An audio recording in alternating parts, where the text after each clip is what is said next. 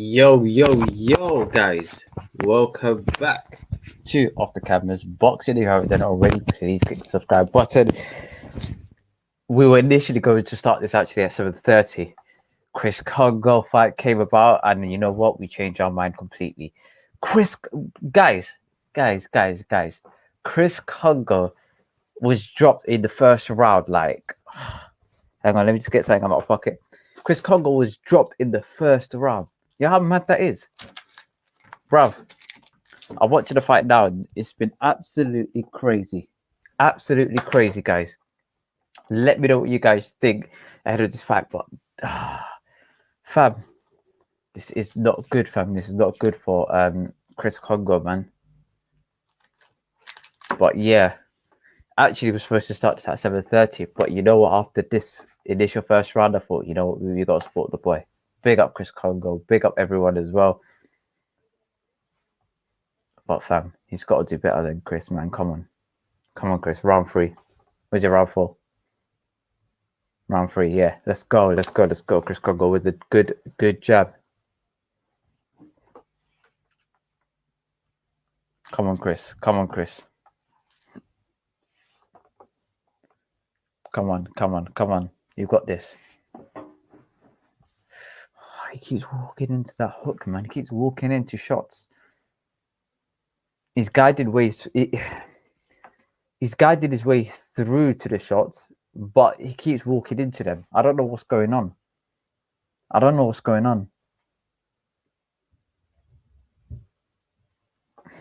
This is not good, man. This isn't good. Come on, Chris. Chris with a good jab. Trying to feint, trying to just like understand his range, trying to sort of use that as his left hand as a scope, as a point of as opposed to a sniper. Come on, Chris. That's it. Good jab. Right now they're just feinting each other, feeding each other out. Good double jab by Chris Congo. Oh my God, fam. Chris Congo get caught with a right. Yes, that's what I'm saying, Chris. Let's go, guys. We're literally. Oh my God, fam. 1 minute and 27 seconds left on the clock. Chris Congo with a good jab. The guy, McKinney said, is a very, very tough opponent. Every time Chris comes in, McKinney follows up with a hook of some sort. I don't know what's going on, but he's counterpunching effectively.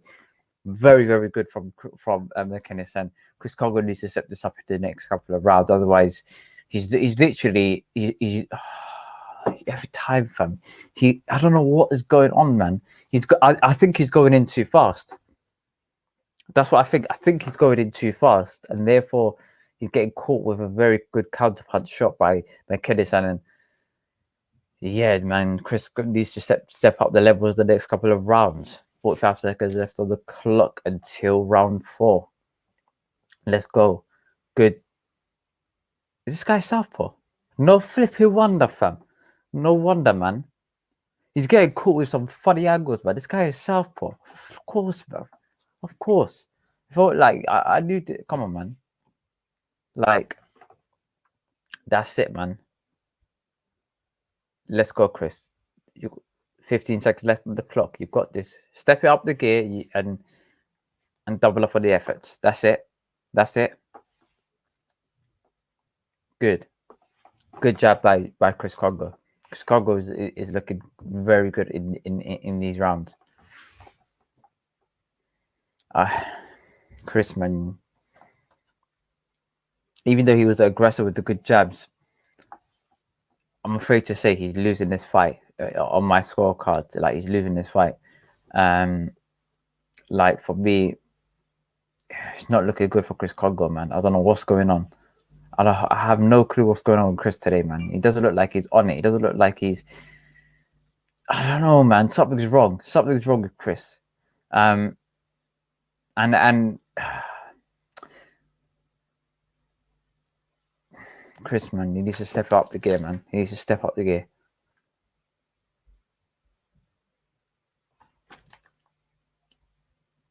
Hold on. Good. Wrapping of the gloves from Campbell Hatton. Let me know what you guys think as well. Good jab by Chris Congo.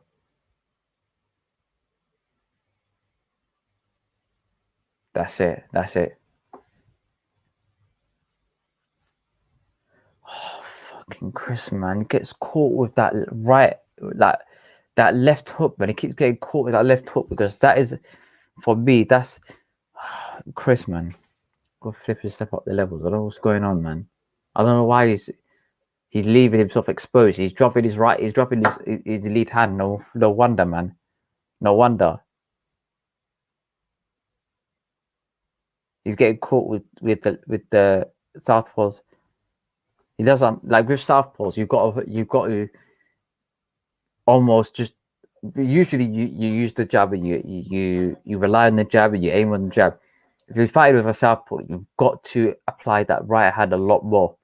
Even if you jab, but you've got to analyze that right hand will be your winner. That right hand from a southpaw, or if you're fighting a southpaw, will be a lot more effective than a jab, than a left hook of some sort. Okay, southpaws will understand that. They'll read it from the get go. Shout out! I'm not shouting these lot out, fam. They're not paying, man. Yeah. Let's cover this, fam. We'll be looking like a drunk man on a park benches. Oh, come on, man. They're inside fighting at 1 minute 30. Let's go. Step up. Bruv, I really like this fight. This fight is really good. I have no idea what's going on, but this is a huge fight. Let's go. I look like a crackhead, man. These guys ain't paying me from sponsorships, but they're really good, though. But Chris, man, he's making a lot of mistakes. He's rushing in. And he's not actually. This McKennison guy, he's very good fighting on the back foot. So what Chris should do? Chris should just keep still, let McKennison come to him, and then fight that way. Because the way he's fighting right now, it's not good. Chris McKennison is very confident. He's very good at slipping punches, attacking the shots. Very good. McKennison, he's catching Chris Congo at weird angles that is basically hurting him in some way, shape, or form. Because of course, one, he's southpaw, and two, if somebody's coming towards you, you've got a plethora of options to attack. You've got the body hooks, you've got the chin, you've got different opportunities to strike at the body, at the head. So, especially against somebody whose defense is as open as Chris Congo, so he needs to step up the gear with Chris. You know, the night is young, and he needs to apply a lot more, not pressure, but he needs to maybe not go to him, maybe let him come to you, maybe let him come to you for a couple of rounds and you counter punch him, because this tactic of you going to him, I think he's a very effective counter puncher. Man, like Shaquille on, fam. I'm not drinking, fam. Yeah, bruv. Check yourself before you wreck yourself, yeah, man. Nah, these men are not paying my sponsor, bruv. I keep looking here, fam. I'm looking here. These men are not paying for my sponsorships, yeah.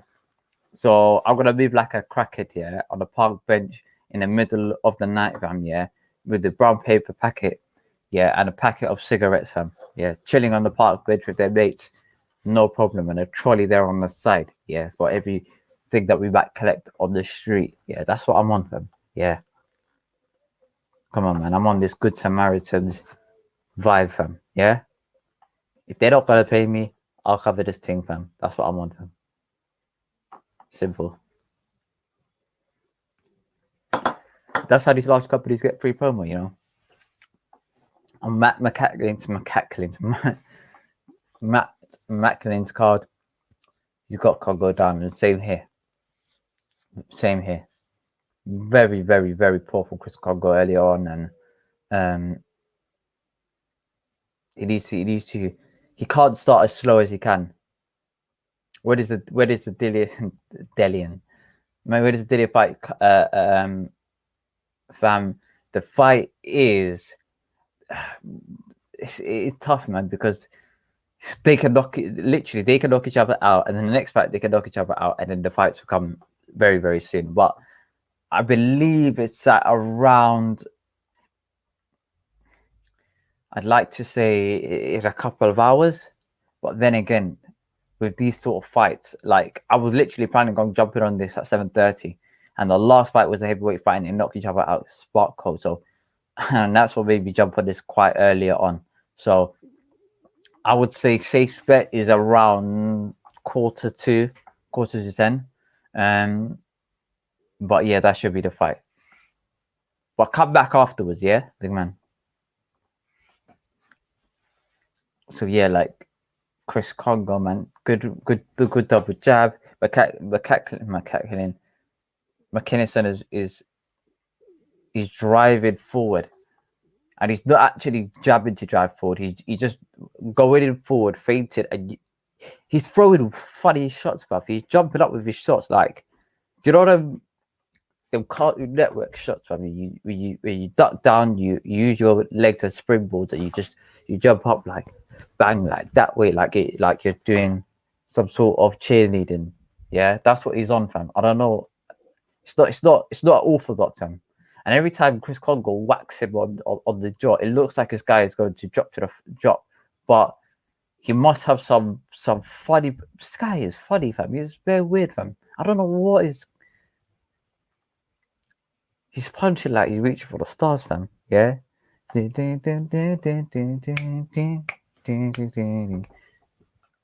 want to get a copyrighted strike, even though it's my own voice. And good feint by Chris Congo. Chris Congo, he needs to strike more. Good shot. That's it. Chris Congo keeps extending his arm and swinging fast. This guy's got his elbow tucked in, very stocky, very short. Not very short, but like he's a lot shorter than you. If you're swinging from all kind of angles, man, the guy is just, because he's already stopped up here. He just needs. It's very easy for him to block the shot. He needs to step it up, like in terms of throwing short shots. Doesn't have, when I mean short shots, I mean like instead of going here, just go in here a bit more.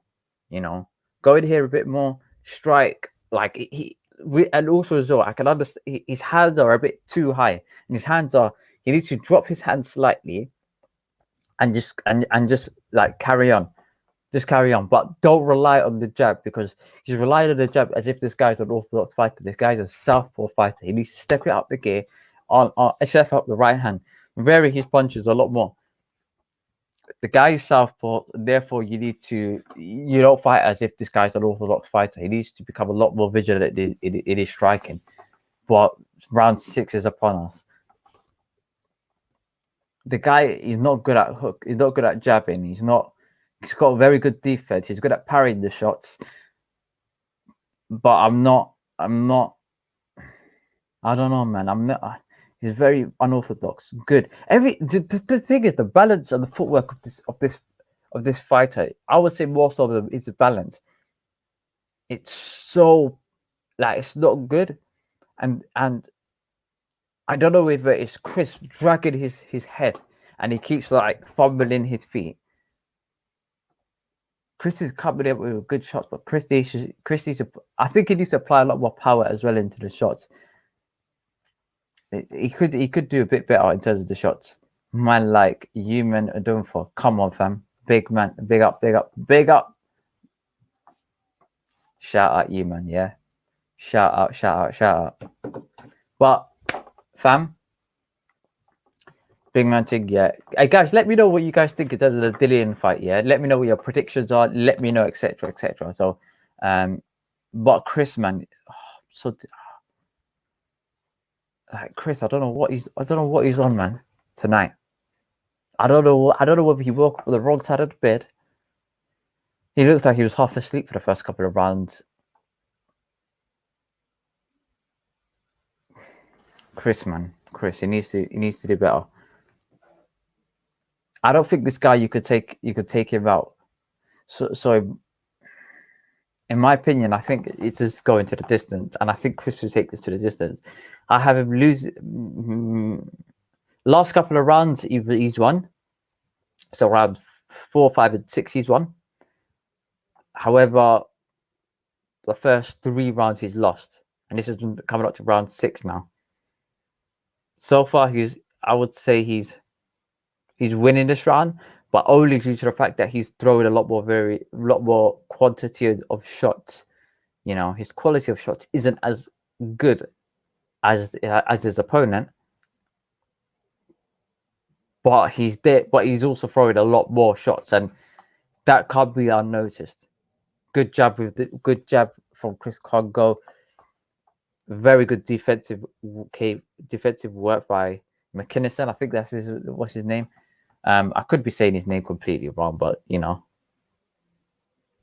Sutton Macfam. Yeah, let's go. Let's go. Good jab by McKinnison with his southpaw stance. Chris Congo with looping shots. In the round 6, Chris needs to improve on this very, very much. Sly Tendencies, big up Sly Tendencies says, why do so many people think Povetkin landed a lucky punch? He clearly set that shot up. With shots like that, it's not just.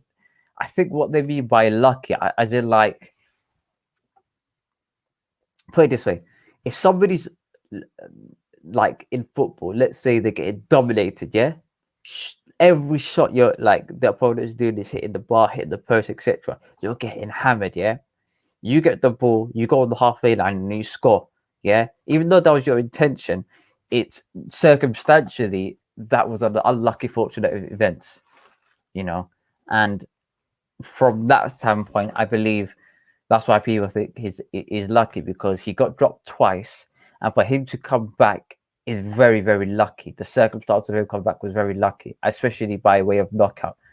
However, the shot in particular, his uppercut, the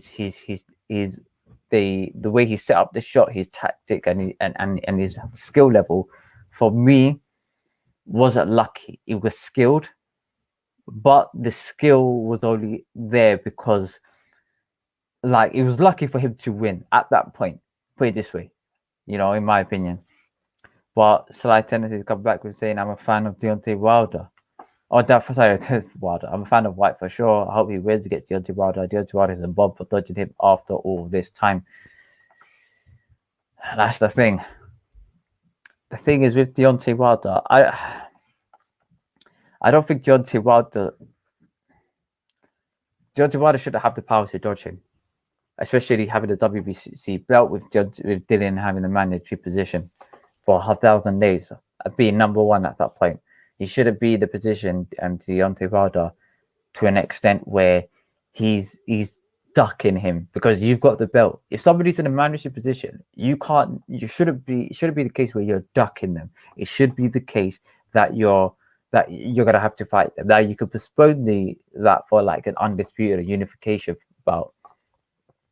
But the fact that he had the power to block a mandatory defense for Dillian Whyte for over 1,000 days against Tyson Fury, for me, I know undisputed rules everything, but Tyson Fury at that point didn't have a belt.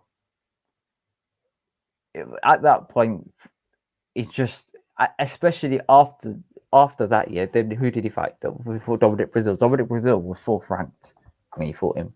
He was 4th ranking in the world, and he was a mandatory challenger. Deontay Wilder is not, right now, he's got no belt, and he has no obligation to fight Dillian Whyte, so he's not going to fight Dillian Whyte. Dillian Whyte, really, in my opinion, really shouldn't fight him either, because Dillian Whyte's goal and objective is to become world champion, and you won't become world champion by fighting Deontay Wilder. You'll become a legacy person, that kind of person. But for me, Deontay Wilder, and that talk of fighting Deontay Wilder should have become now. I think straight after this fight, if he wins, and let's say if he wins, should fight, in my opinion, a warm-up fight. Somebody he could take out easily. but I would say I would fight somebody who's short, elusive, and then go into the fight against either Joe Joyce or Alexander Usyk, and that will put him in a mandatory challenge position to fight the winner of Anthony Joshua versus Tyson Fury, provided that if it's Tyson Fury, none of them vacate the belt. But very, very good point. Very, very good point. I think Tyson Fury is going to, in my opinion, Tyson Fury wins. There's no rematch. Actually, sorry. Let me just cover this can. We're not advertising these guys, fam. Yeah, so we're gonna leave like a crackhead on the bench, fam, on the park bench. I know this is probably a little bit on the unprofessional side, but bun, like no, not bun these guys, but it's a nice drink. Yeah, you guys can see the can. Yeah, it's green, so you guys know what it is. But with advertisements and stuff like that, you've got to pay for the bucks. Otherwise, I'm gonna move like a crackhead. Straight up. Campbell Hatton is stretching. Can't wait for this kid, man. I've heard a lot of good things about him in the amateur days, but Chris Gogo's coming out right now. Coming into round number, I think round number 8. Round number 8, correct. Good job, but Chris, man, he's flipping. What the Chris, man, Chris, just relax yourself, man. What the flip's wrong with Chris, bro, today, fam? What's going on, fam? His footwork has been poor. Man. He's running in like this guy is like a rugby player. Yeah, he's going in for a try, and his footwork, his footwork is moving like he's shuffling, man. He's moving like, I don't know, man. His knees are. He drops his knees too, brother. You know the way there, fam. He's moving like he's going in for a try. I don't know what he's on, fam. Dropped his knee like, I don't know, man. Every time they go near, man, he just drops his knee and he starts shaking his knee a lot, man. Is he injured? I don't know. Could be. Well, maybe it might be the case where this weight is too small for him, based on his frame, with his height, etc. Maybe he should go up the rate. 855 for real. Trust me.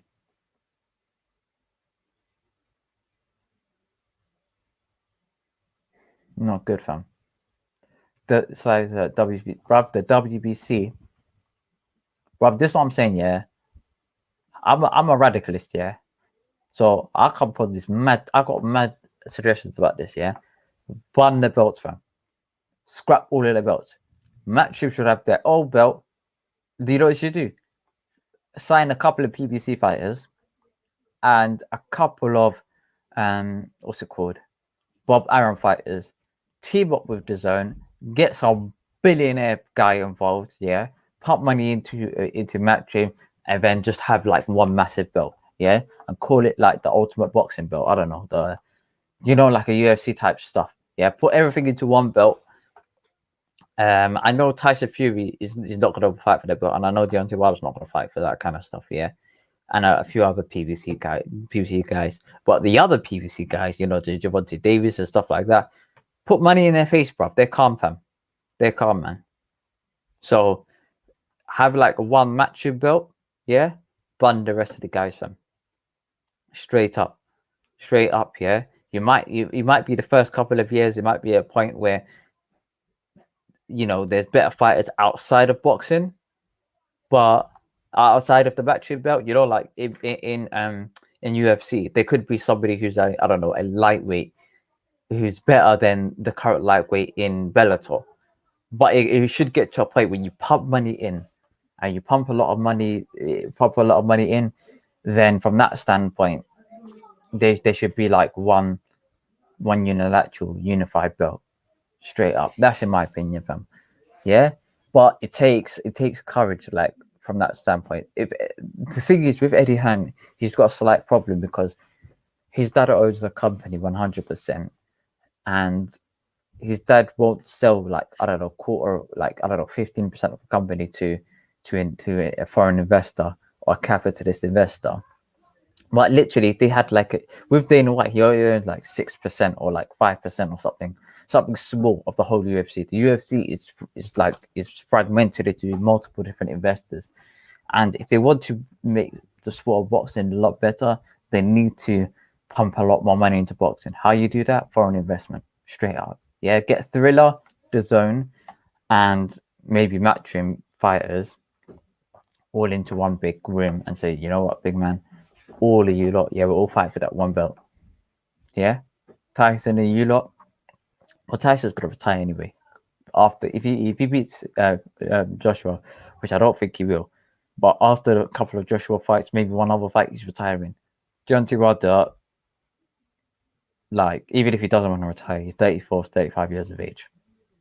Do what he likes, I don't know what he's on them. He could do whatever he likes.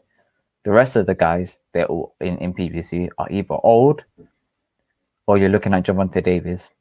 And Gervonta Davis, in my opinion, offer him money, you know, he can do it. If Teofimo Lopez, Ryan Garcia, bloody Devin Haney, and Lomachenko are all fighting up for this one Matchroom belt, and you got my man just fighting bums on the side, and you know, then at that point you've got to say no to Al Heyman. You've got flip it, Chris Congo, fam. What is going on, fam? He's getting pounded, fam, on the ropes. Chris Congo, let's go, Chris Congo, man. He should have fight on the inside. Push him over, slide, a cut, fam. Yeah, because you've got longer arms, and the guy's got short arms, like this guy's got basically half an arm, yeah, and you've got like 2 arms. So you need to push away. He's done that. Good. He's too close to the ropes. But he's doing what I told him, but he's doing the same tactic that I suggested, is let the guy fight him, you know, and let's see how he does. You counterpunch him, because it was the other way around, and it was causing a problem. So you've got very what's going on? Let's go, Chris. 1 minute left on the clock. Round number 9.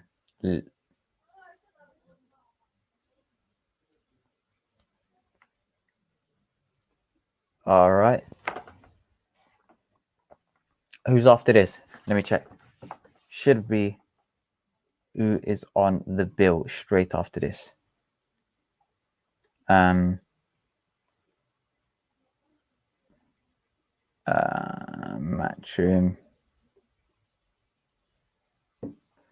Oh, this guy's just a dark arts fam. Bruv, he hits the back of the head. And bruv, this guy is flipping. I don't blame him. You know, fighters like that, I don't really blame them. It's just not my cup of tea. So Campbell has to versus Jesus Ruiz.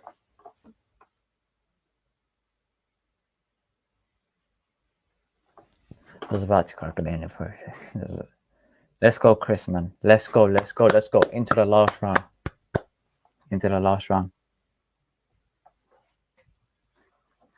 Park, listen. Big up you, man, yeah?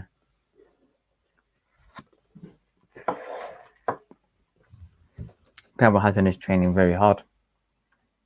If he loses, fam. Hopefully he doesn't, but against a guy who's lost about every single fight that he's had, it's not good news. It's not good news.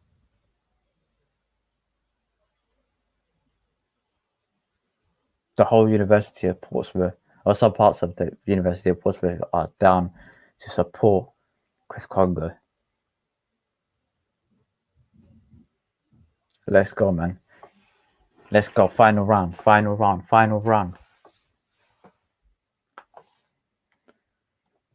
Come on, Chris, man. Just if you drop him once, he should be fine.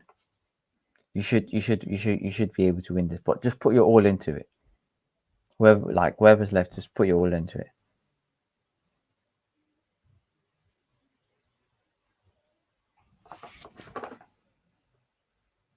Come on, Chris. Let's go. Jab and move. I have Chris losing this. Potentially either a draw or a loss. Yeah, McCatlин's got McKinson winning this fight.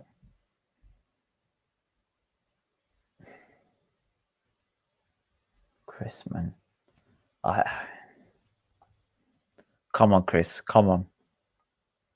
That's it. That's it. Drop him. That's it. That's it, man. I don't know why Chris is backing up, fam. His last round, man. You should have done that for the last 9 rounds. Oh, he done that across a couple of rounds, but you should have done that early on, man. The way he started off was poor. It was rubbish. Why is he putting his hand up like this, fam, as well, fam? Oh, Chris, man. Chris. Let's go. Let's go. Just application of pressure should be able to... Come on.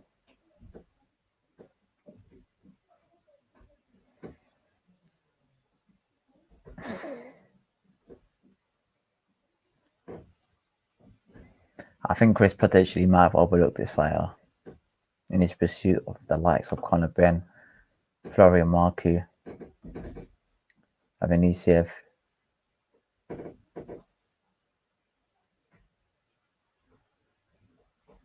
Not good performance of Chris Congo. I have him losing this fight.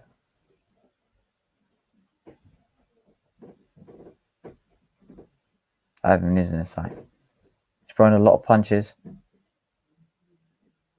but I have him losing this fight, unfortunately.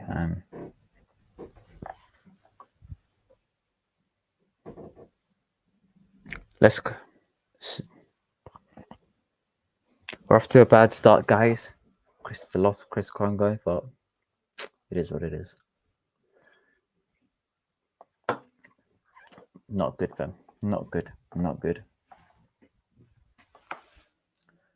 Oh, flip sake, man. Bruv. Did he knock him down, or was it an abs? Or was it Why did he think he won, fam? He lost, bruv. He lost.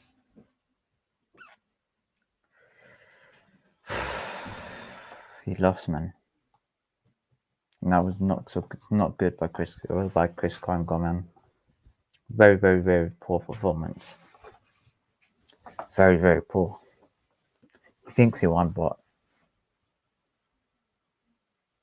you know, and I think I'm 6'2", fam, and I'm not, fam.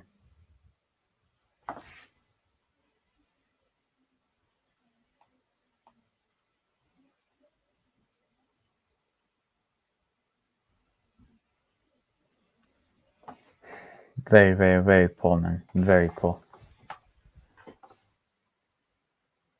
Fabio Woodley coming up next. But fam. Alright, we put the sound on a bit, yeah, during the call up. But let's see if they don't ban me. If they don't ban me, yeah, it's calm. But these guys, sports people, fam, Thierry already said it best, fam. If I do some mad stuff here in terms of racial stuff, take a couple of days to get rid of me. If I start putting up their copyrighted content, they'll stop within. They'll lock me off within 10 seconds, 30 seconds. They'll wrap it a bit. It'll take a couple of days to where we come with some people who are doing racist stuff. Bad. Alright, let's go. Let's just put this up a bit. McKinson, I wondered if we'll see. Alright, let's pray for the best. Guys, we're bringing in a risky move. But he won't be. He won't be because he knows that this is going to the cards and it's taking a little while for things to be. Hang on. Let's go. He's got the slip of paper in his hand and he is ready to tell us which way this one has gone. Come on, David. Ladies and gentlemen, after 10 rounds of action here in Gibraltar, we go to the judges' scorecards. Ian John Lewis, 97 to 93. Victor Loughlin, 96 to 94. Mark Lyson, 95 to 94. All three for your winner. McKinson, man. Unanimous decision. He's still undefeated. And the new WBO Global Welterweight Champion, Michael the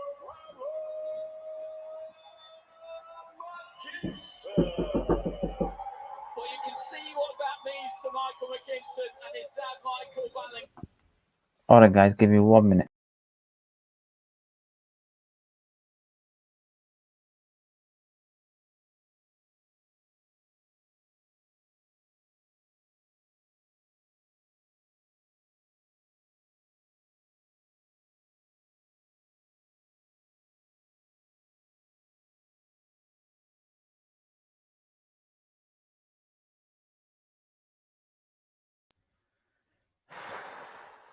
Chris, man. Chris putting in a very, very horrid performance. It was poor, man, the whole way through. From start to finish. Round one, his balance, poor. His jabbing. Could have landed a jab on him. Poor tactics. Or if it was good tactics, then poor execution of those tactics. Tried to throw the right hand. He didn't even throw the right hand. The guy is a southpaw. You should be doubling up on that right hand. That's how you clean him out. You can't clean him out, this guy, with a hook, a left hook. You need to understand that these guys are jabbers, and especially he ran to him, kept getting caught with a lack of defensive capability. He kept on getting caught with that uppercuts, those mini hooks, those. Let's see what this my man's got to say.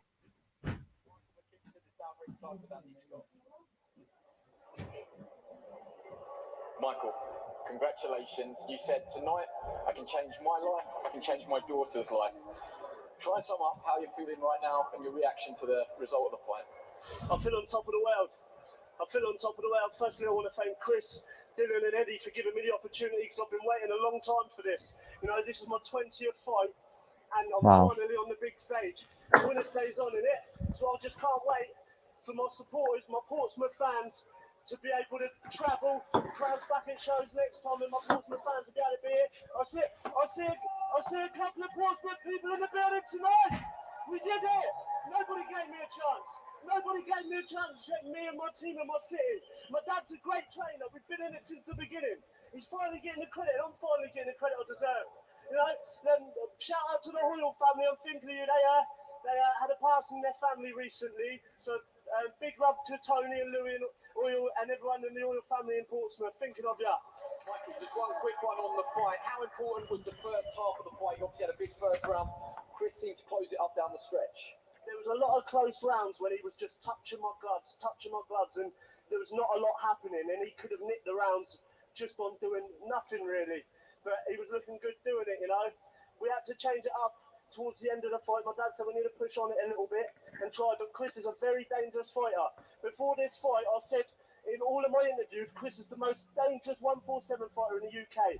Every round was dangerous. So I had to be switched on the whole time, but I'm experienced. This is my 7th year as a professional. I'm finally where I want to be, and I'm going to stay here. I told everybody, we're here to stay. My 4th bout.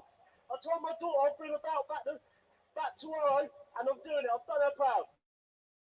Chris, He's a nice guy. I can tell you're bitterly disappointed. What's your feeling on the fight and the scores at the end there? Boy, I just want to thank God for the opportunity that I'm back here. But you know what? Hats off. It is what it is. I'm a real champ, and I'm definitely going to come back, you know. A loss don't mean nothing. They don't define me. I'm still going to come back and be on top. And if he wants it, we can have it again. Commiserations to you, Chris. Well done, Mikey. Thank you very much. Indeed, commiserations to Chris Funko, but congratulations to Michael McKinson. He is the new WBO. Fam, poor. He could have did better. I expect better from Chris. That wasn't Chris. That was something else, man. see better with Chris. He started off too slow.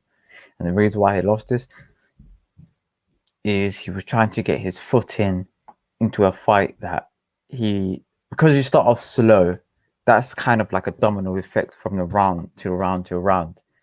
And therefore, when he went to the third and the fourth round, he couldn't find his feet because he was coming from behind. Okay, pause. But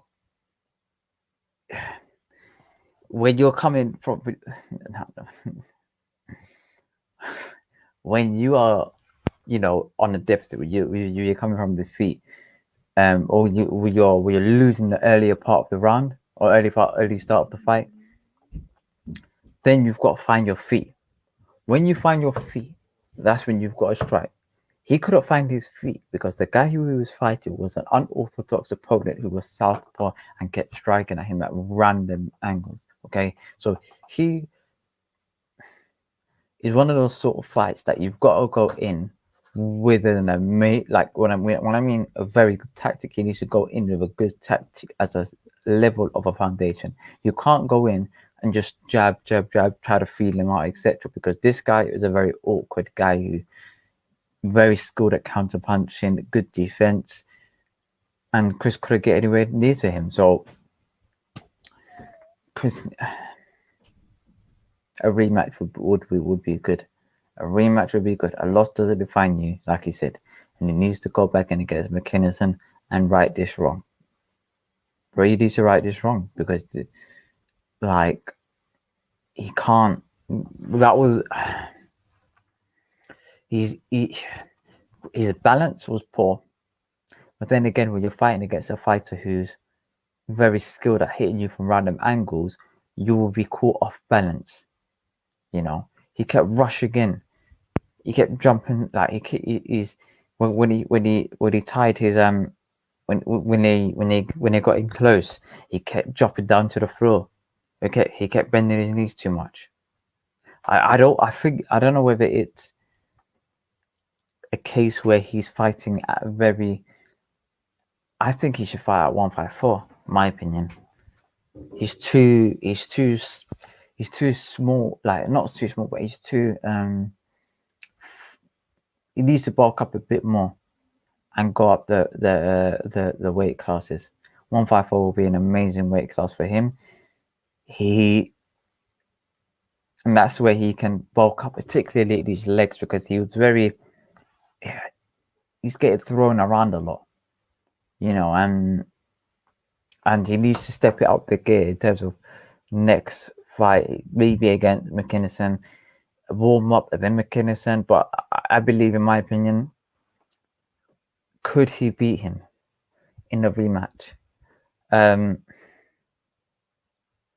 guy was very, very good.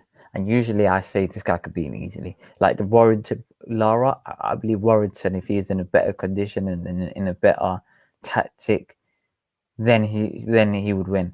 But in this circumstance, it's very difficult to tell. Because the fighter is a southpaw, unorthodox fighter who caused him a lot of problems and strict. And it's not like he was losing at one aspect. It's not like he was getting hooked a lot. And I didn't acknowledge that. He was getting caught with literally everything.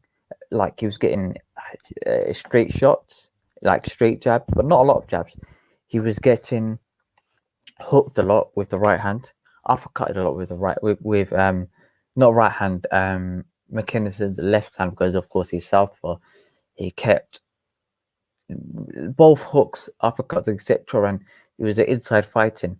And the thing is, he was rushing in to fight against a fighter who fights on the inside. Is that a great tactic? Because Okoli last week against the southpaw, it was a very similar, like they had in terms of height and reach differences, they were around the similar ratio as this fight as well. But Okoli kept on the jab on the outside, and he understood his distance, fought on the outside range, waited for the guy to drop his hand, and when the guy dropped his hand, he struck. What Chris Congo did, it was the complete opposite. He rushed straight in, came running back.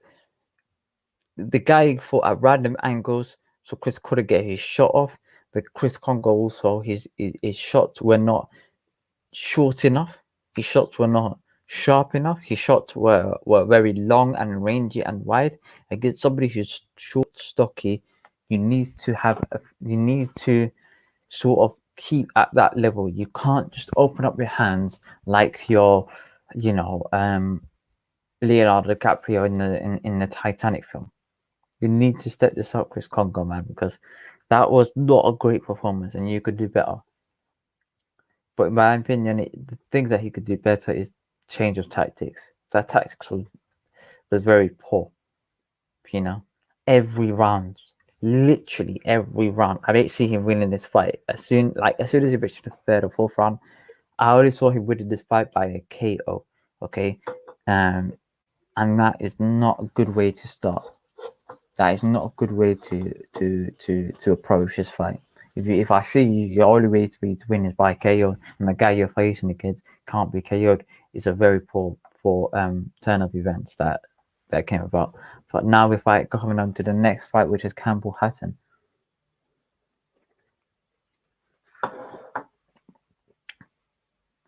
Oh, Chris, man. Should we take an ad break?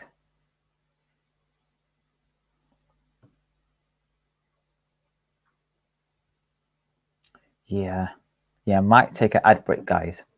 Yeah, be sure to come back in the next 5 minutes. I'll say ad break, but I'm not sponsored. I don't think there. So this will be a what do you call it? A tea break. Okay, if you're not from the UK, that's what we do here. Yeah, tea break. All right. Big up to you guys as well. I'll catch you guys in about 5 minutes. Okay, give me 5 minutes, and I'll be back.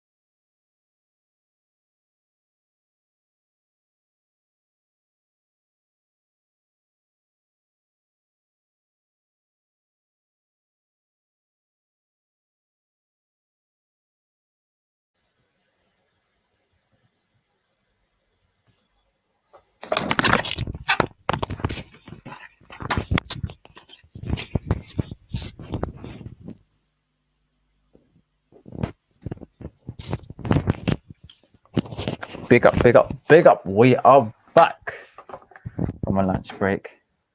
Actually, should I? No, we'll just keep it here. Just keep it right here. Big up. We got man like Campbell, Mr. Hatton. Son Campbell Hatton. Okay. So big up Campbell. Can't wait for his fight as well. See how his guy does. I heard one guy didn't rate him. I saw a couple of clips of him. He didn't look too bad to me. So I think he's pretty decent. Campbell Hatton, guys. For those of you guys who are just tuning in, basically this company. Well, I don't want to give these guys free advertisement, even though we're not that big. All right, these guys are multi-million-pound company. We are to be multi-million-pound company. Right, we're not there yet. So everywhere today, we'll go into, unless it's like a small, business that I like them and they like me and I want to promote them. We're going to treat every company like they do in like a park bench knitty, yeah. Wrap it in tissue, whatever it's called. Shout out the dons on the park benches. Big up, big up, big up. The trolleys and the man there smoking bare weed from.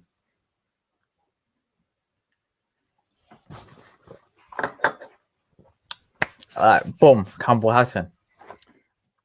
About to start the fight in 3. Actually, no. It's not starting anyway soon. I think is it Manchester City gloves he's got? Hold on. Let me check, guys. Could be. It's a light blue, which is the same color as Manchester City. He's wearing Man City top all week. Is that actually Man City gloves? Could be Man City gloves, guys. But Campbell Hatton, let's go. He's got very big cars with him. A lot of them is his family. Well, you've got I think we've got 500 people in this arena. So a lot of these sort of guys are the fighters' family, their friends. Like, if you think about it, if each fighter has about 100 people with them, that's 500 people. Not even 500. Like each fighter has about 50 people with them. And there's about what, 5? How many fights on the card? Let's say 6 fights on the card.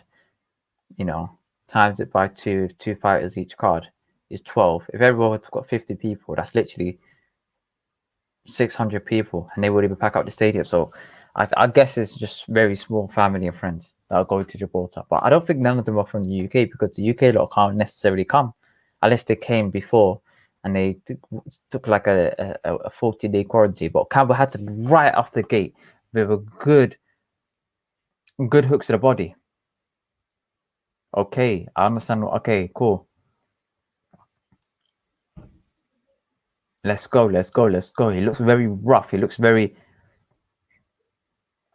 tough. He's a nice kid. He sounds, very cultured, mannered, humble. Oh, let's go. This guy. Let's go, Campbell. The guy who he's fighting, he tried to hold on for dear life, but Campbell was just pushing him away, basically trying to blitz him out of it, which is good. He's a 4-rounder. Let's go, Campbell. Let's go. Campbell Hatton is doing it great, guys. But the guy who's fighting, he had I think he's got a record of 9 or literally 0 wins, straight losses. So it's a good person to fight face against in the beginning. I ain't gonna lie, big man thing,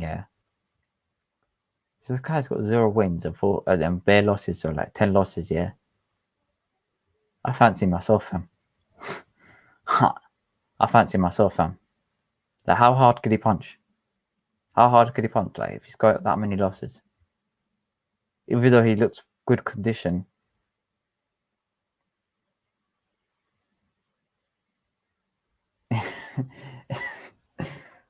You know what? Campbell Hatton doesn't give a damn no more. He's just throwing punches, fam. He don't care, fam. He's going for it, which is very good. First round. I don't think this guy's going to get knocked out in the second round. This guy's going to hold on for the first round, but second round he's going to get his ass whooped, fam. Definitely, 100%. Let's go. Let's go. Let's go. Cabahad with good jabs, good left hook to the body. He's very invested in Man City, you know. Very, very good. Of course, it's Manchester City, for those of you guys don't know, it's a football team in Manchester. Very, very good football team in the UK. Super rich club as well. Their owners are like, I think their owners is Prince of Abu Dhabi or something like that. So, no one knocked down by Campbell Helton already. Yeah, this guy's got to get out of here, man. Alright, the guy's excited. He lost it around. He's good. He's gassy lost around. Shout out to Baltimore lady, yeah. If you're watching this, drop a like. You know, I won't talk too much. Big up F1. All right, let's go. Let's go. Let's go. Let's go.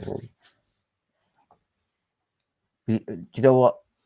Next against Ted Cheeseburger, we might have to score the fight because Ted has a tendency to be a very controversial fight. The guy. Do you know what I think? I think Campbell actually hits very, very hard. I actually think he's got a lot of power in his punches because the way the other guy is moving, it's as if those punches are like they're hurting the hell out of him, you know. Let's go. Good double jab. Good double jab. Let's go. Let's go. Let's go.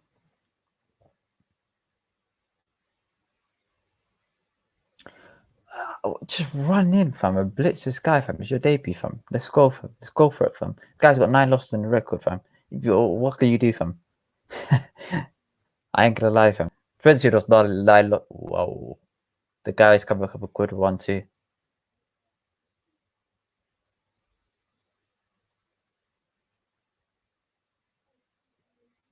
Let's go. Good 1-2. Good right hook to the body. Good jab to the head. Ooh, the guy's finished, fam. The guy's done. The guy's holding off for dear life, fam. He's not even throwing no more shots back. If he gets through this 4 rounds, I'm gonna have to give him good news. I have to commend it. This guy's busted from his nose and his mouth, fam. The guys with the spit out his gum shield. Oh my god.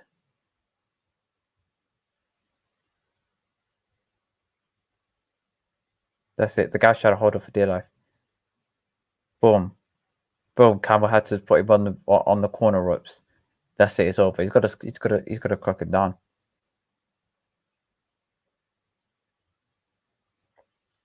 Guys, let me know if you guys can hear me and my internet's all good. Because they say this dropped on my side. Hold on.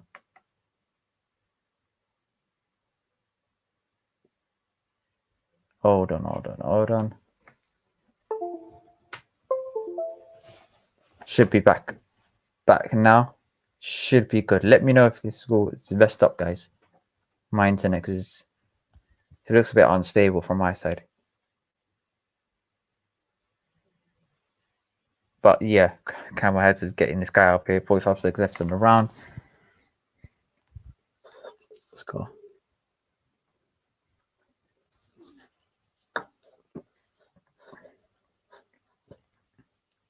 All right, last 30 seconds. Go for it.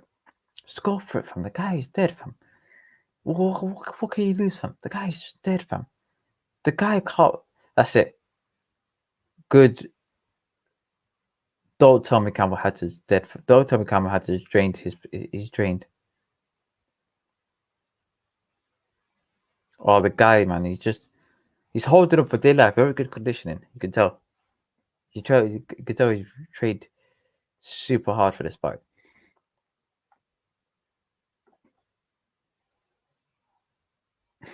His opponent, fam.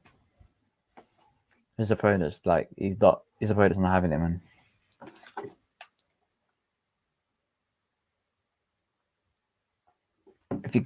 Forgot to ask. Sorry, guys. I keep forgetting. Yeah, if you're on YouTube, yeah, please subscribe to our YouTube channel. If you're on Twitter, please follow me. If you're on Twitch, please follow me as well. But at the end of all of this, guys, we head over to our YouTube channel, subscribe, because we try to get to 1K. That'll be amazing. Try to get to 1K by the end of the year. That's sort of the aim. That's the goal. That's the target. And hopefully we'll get there, inshallah, by the will of God. Okay? So let's get there as soon as possible, guys. Big up to you lot.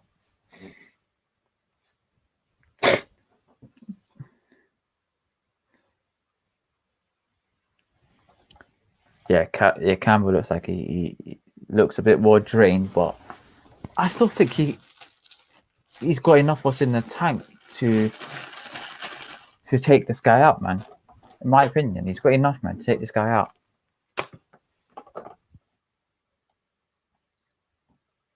All right, cool. Campbell Hatton, very, very good. Third round. The fact that he's in the third round with this guy, it's not good, but what can you say? The guy don't want to go down. The guy holds up for dear life. He's one of those fighters. You know, Campbell should just let him tire himself out, man. He's not gonna hurt you with those, you know, those really tight shots. He's not really gonna hurt you. So just let the guy shoot, do what he likes, drain his energy, and then pound him. Literally, like that's it. Just defend. Throw a few body shots, wind him. Let's get out of here, man. But yeah. All right, Bob, let's go. Let's go, Campbell, man. Let's go. Could do better. Step it up. Good hook to the body. 1 minute 34 left, 35 left on the clock. Ref's head is very shiny as well. Big up the coconut oils of the world. Campbell Hatton did a good jab. 1-2 by Campbell.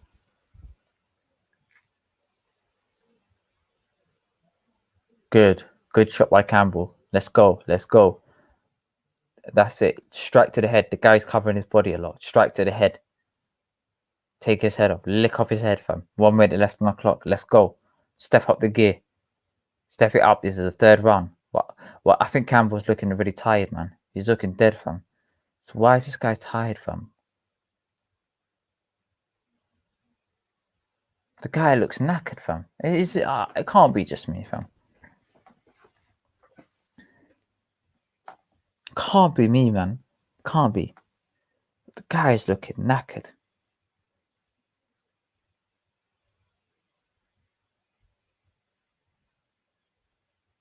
Let's go. 30 seconds left on the clock for round 3.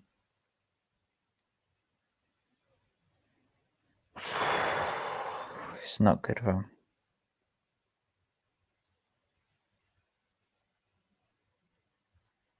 Still can't get over the Chris Congo, man. I'm sad about that, but what can you do? What can you do?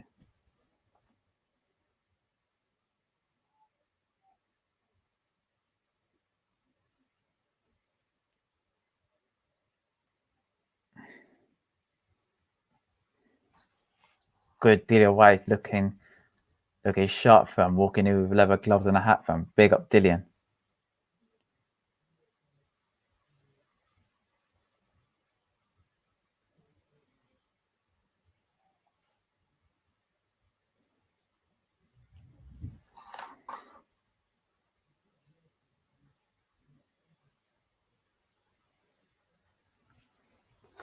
You might actually jump live on Instagram.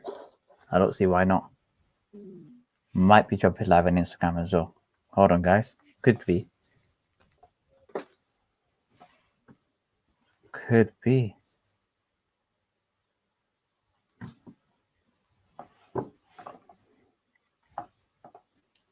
But nevertheless, let's go. Round number 4. Last round.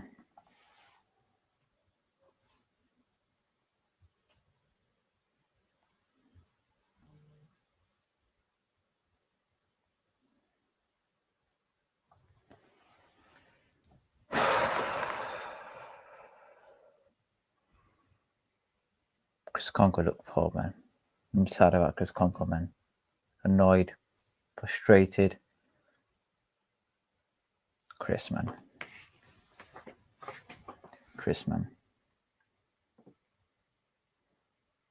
Let's go. Let's go, Cabo, man. Just take this guy out from 2 minutes left on the clock. You could do it, man.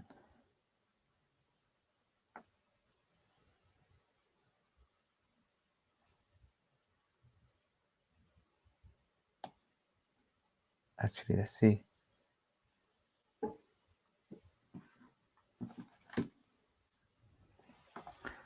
Ah, fam.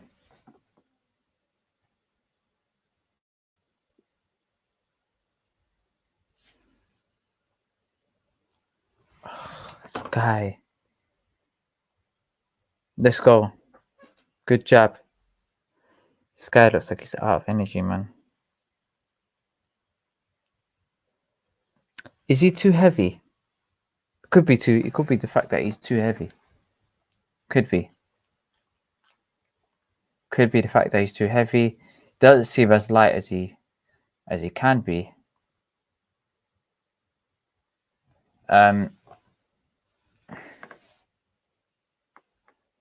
Not great performance by Campbell Hatter, but we move on.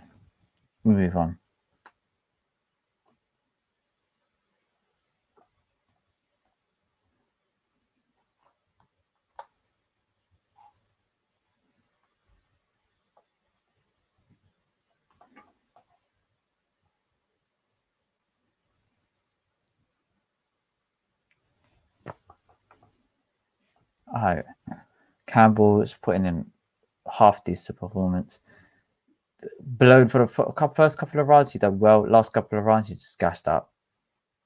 And I mean, you get that with time when you join the sport box, The fight he's facing against, maybe it's just him. I think it could be just the fighter he's facing against. Could be a fighter that's. Hold on, guys. Yeah, the fighters he's facing against could be very durable, tough opponent to beat, even though he lost about 9 times. But could be have like the chin of God.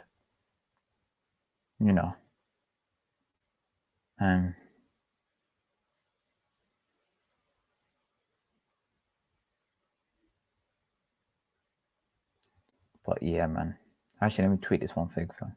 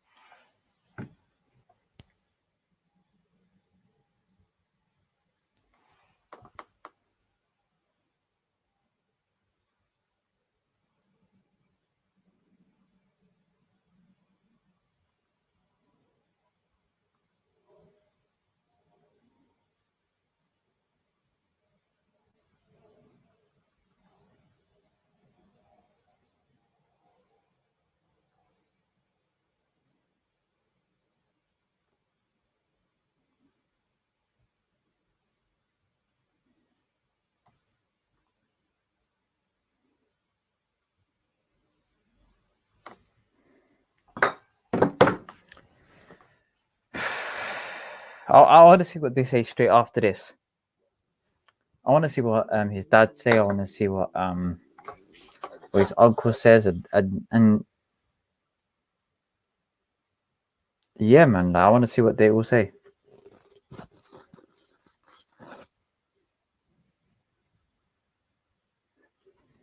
All right, but we're getting closer, guys. What to pick the Chet Cheeseman fight straight after this. And then we've got the Dylan Whyte card. We've got the Dylan Whyte versus Povetkin card. Let me know what you guys think. Drop me your comments. Let me know what you guys think. Campbell Hatton, not great performance. Could be better, but this Ruiz guy looked like he had a very tough chin and looked like he couldn't get out of there as quick as Campbell may have liked. But he should have took him out of there early on, in my opinion. But it's a 4-rounder, very good start of his career. You can't really go wrong.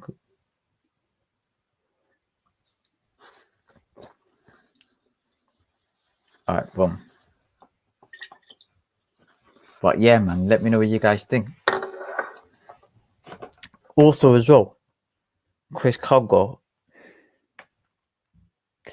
I'm just disappointed in Chris Congo. Very, very disappointed in Chris Congo. He should have did better. Should have performed better. Let me see what Fabio's saying, fam. Big man thing. Let me see. All right, boom. Real changes from me. Only probably slight adjustment we've had as we've added Ricky Hatton into our corner. Just because we're stepping up in that level of experience, and us as a team as a whole, we're pretty fresh and pretty new. So it's good to have a guy in the corner like Ricky, who's been around the block. He knows exactly what he's doing in all circumstances. So a calm, cool head to add into the thing is never bad. The atmosphere in that arena is already starting to build. How much are you looking forward to fighting in front of fans again? Yeah, that's what I think. That's the biggest thing of this event is that there's just going to be some noise back. There's going to be some fans. There's going to be cheering. There's going to be hollering. And I think that extra buzz, that extra energy is just something. As much as everyone's tried to recreate it, it hasn't been able to be done. So I can't wait to get back out there in front of some fans. No more tonight. Thank you. He just talks so well, fam. Bro, like I don't know what this guy's on. He talks so like well. He's well educated. I'm not sure how his upbringing was. I understand he grew up in, I believe, Ipswich. He speaks very well. I know somebody who grew up in Ipswich as well, and she speaks very well as well. So maybe that could be something in the water. Yeah, Let's see what he says. You only get one. I don't think I boxed my best. No. I know I can do a lot better than that, but I think as much as I tried not to, I think the nerves got to me a bit, so I can only get better next time. What was the biggest difference in there? You had a limited amateur career, but small gloves, the heads were rubbing together, it was rough at times. What was the big difference that you noticed? I don't really know. I've always boxed just like that, to be honest. I think that the toughness is different. Obviously, he's a grown man, so we knew he'd be durable, but I was surprised just how durable he was. And I just think that the occasion was different. I think that's probably the main thing, really. But dead happy with it. 4 rounds is very much a sprint distance, isn't it? There were signs of some style that we might see there, the bodywork particularly, which I think you have to admit is a Hatton trait. Sorry, I didn't hear that. There was some bodywork there that is very much a Hatton trait. Did we see a little bit of the Hatton style that you're obviously going to find your own footsteps as you go along? I have a lot of the same strengths that my dad had. And one of them is the body punches, and that's a big part of my game. So if I can get that to where my dad is, which I think I can, don't think there'll be many last with it. But he was a very tough man. Yeah, bring in trainer and uncle Matthew. All right, let's go. Question. What do you take out from tonight that you thought worked well from Campbell's point of view? Again, I think we saw in little flashes some of the stuff that Campbell can do, some good body work today. I think he was loading up a little bit too much tonight, lost his shape a little bit, but it's all learning experience, like we touched on before, not an experienced amateur. So I think Sam Campbell showed in flashes there what he can do. It was a good start. Are they sponsored by City? And I think you'll see a big improvement in him next time, but he's got a great win under his belt for his first start. Improvements to be made, but I think we saw in flashes then some of the stuff he can do. It's a rolling substitutes here, so can I swap you out? All right, Ricky. Let's see what Ricky's got to say, because I want to know what Ricky's say to that performance. Big up Colton. I'm very good, bro. Very, very good, bro. Been here for quite some time, about an hour and a half, so big up to you. But very, very good, man. How are you? When they were singing Blue Moon and there's only one Campbell Hatton. Very proud night for me as a dad, very proud for the for the family. I think Matthew summed up in flashes there. You just saw what it's capable of. But I mean, he's only had an handful of amateur fights. He's only been doing it for a few years, and he's already become professional at 20 years of age. So it's a good learning fight. The opponent was perfect. You know, very, very durable opponent. Never been stopped. And you know, That's why. That's why his opponent's never been stopped. I was thinking, fam, that opponent is. It's got to be. It's got. I was thinking maybe his power was lacking. He wasn't even boxing 4 or 5 years ago. You know what I mean? So it's come on a long way, and there's more to come. Like you say, Matthew could sum it up any better, really. We saw what he's capable in flashes, and now he knows what the game's all about. He'll move on that next time, yeah. If I could swap you out and bring in a promoter, Eddie Hearn. Eddie, I wonder if there's a degree of relief that the pro debut's out the way. You know, so much Big up, Eddie. So much pressure, so much expectation you can build towards the future now. Yeah, probably too much, to be honest with you. I mean, what you wouldn't have seen is all this week, from the moment he woke up to the moment he went to bed, he was doing media. Everybody was talking about his professional debut. There's a lot of responsibilities, a lot of pressure on the shoulders. Yeah. I said to Matthew Hatton earlier in the day, I said he won't be able to breathe after 4 rounds, as fit as he is. He's still blowing now. You know, the nervous energy, the expectation. He's got very little experience. Baby steps with Campbell Hatton. You know, the walk on, the atmosphere from everyone here was fantastic. The journey's going to be great, but it's going to take a long, long time. You know, we always talk about the Conor Benn debut and stuff like that. Very similar in 2 ways. You know, both guys came out and just the nervous energy took over, got the win, perfect opponent, made a first on the Chisora Parker card. He'll be back in action, so probably just a few days off to recover from 4 rounds. Back in the gym doing boxing 8 or 9 times a year all over the world. It's going to take him a couple of years just to learn the sport and learn the trade, and it's not going to be easy at all. But there's a lot of pressure on this young man's shoulders. It's not a normal kid making a debut in a small hall show in front of 50 people. Everyone's watching him around the world. People are waiting to criticise. People are looking to support. You've got to just roll with the punches. It's going to be a long, long journey. It's a marathon, not a sprint. And tonight we're off and running. Thanks, Eddie, and thanks, Campbell, and the whole Hatton family, I think.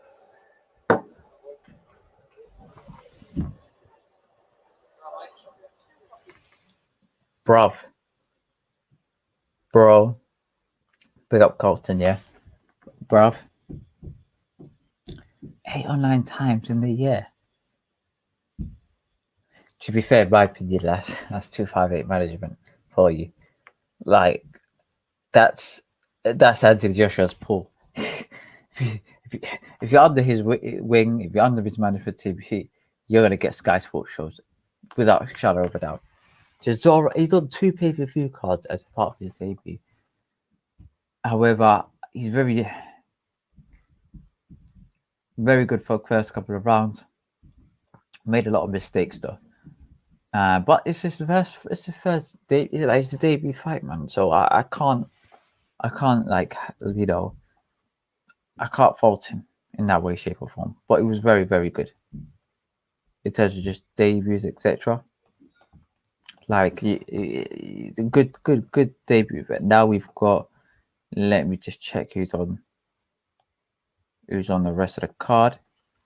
So who we got next?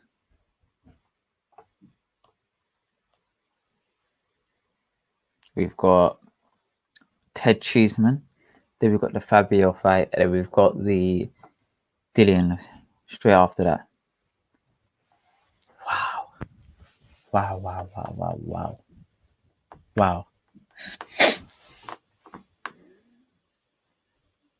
Wow.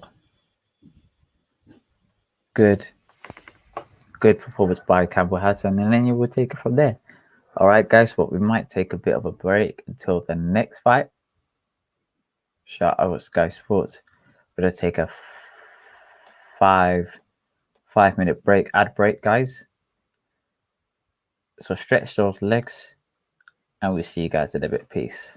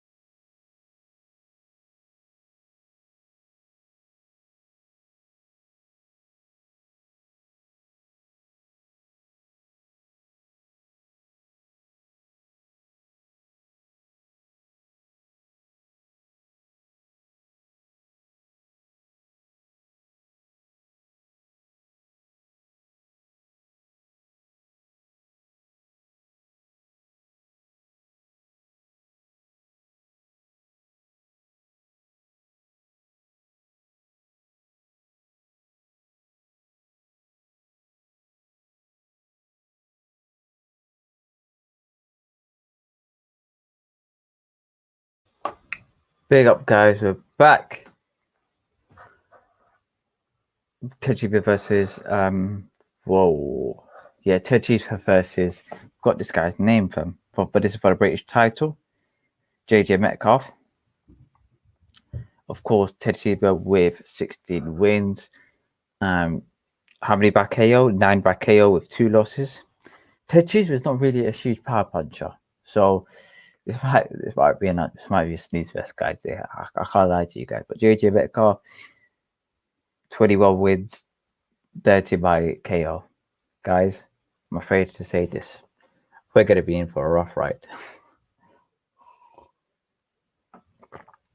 Very, very rough ride. This might just be points.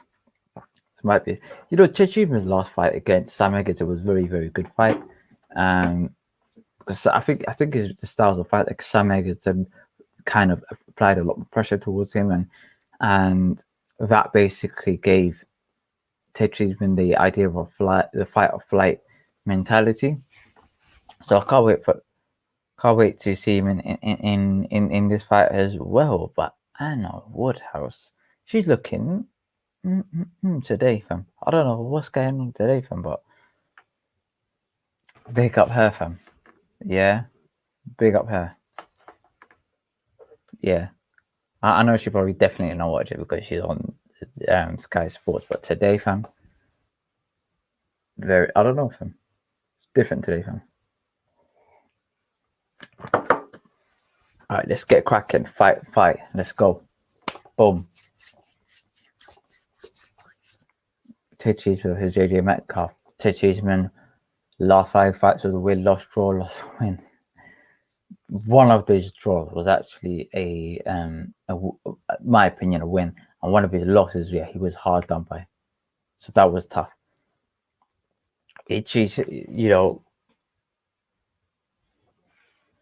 But Metcalf apparently hasn't been out for quite some time as well. That is not good. Recently, we've seen a lot of fighters that have been in a very similar scenario whereby they've not, well, actually the ring walk it, but the camera view is a bit different to what I'm used to. Well, I think they're filming it backstage as well before they get on.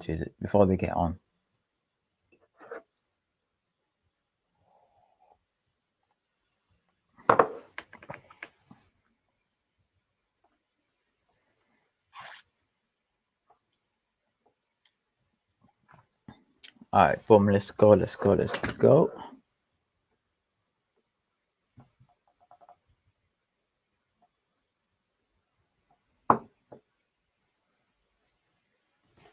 Hold on. The fight's upon us. All right.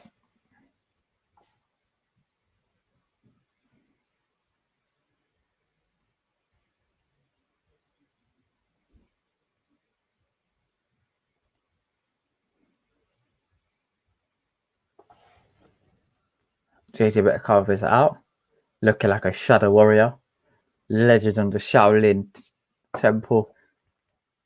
Yeah. Try to summon that inner chi. You don't know.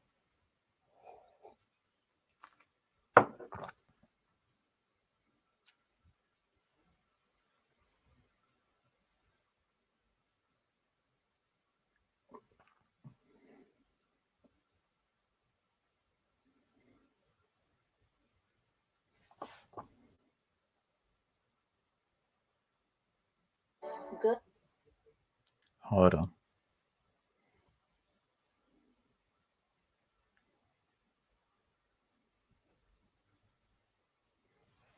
All right, let's go. Let's go, Campbell.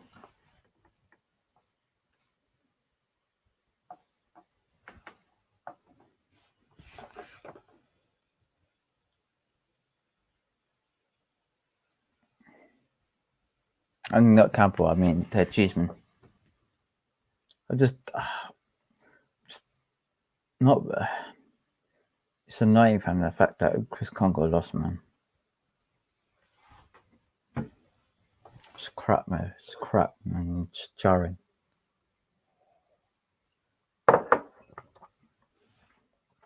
Could have did better, man. Could have did better, man.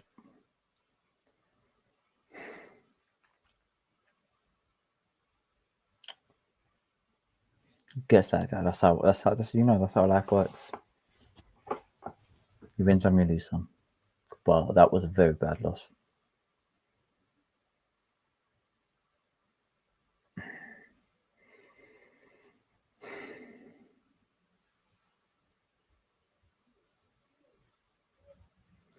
Alright, Tajima is coming out.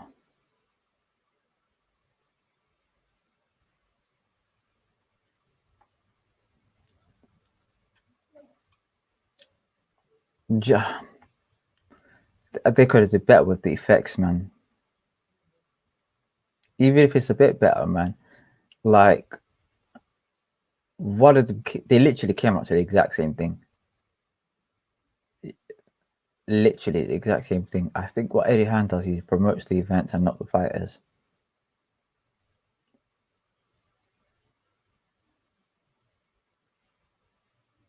Alright. How is Ted Cheeseman going to take off his whole t-shirt? His tight little t-shirt.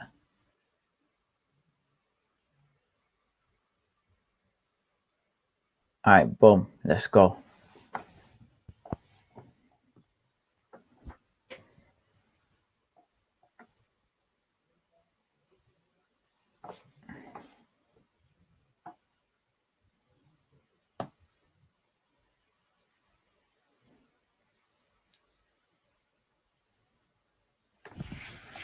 Alright, let's go, Ted.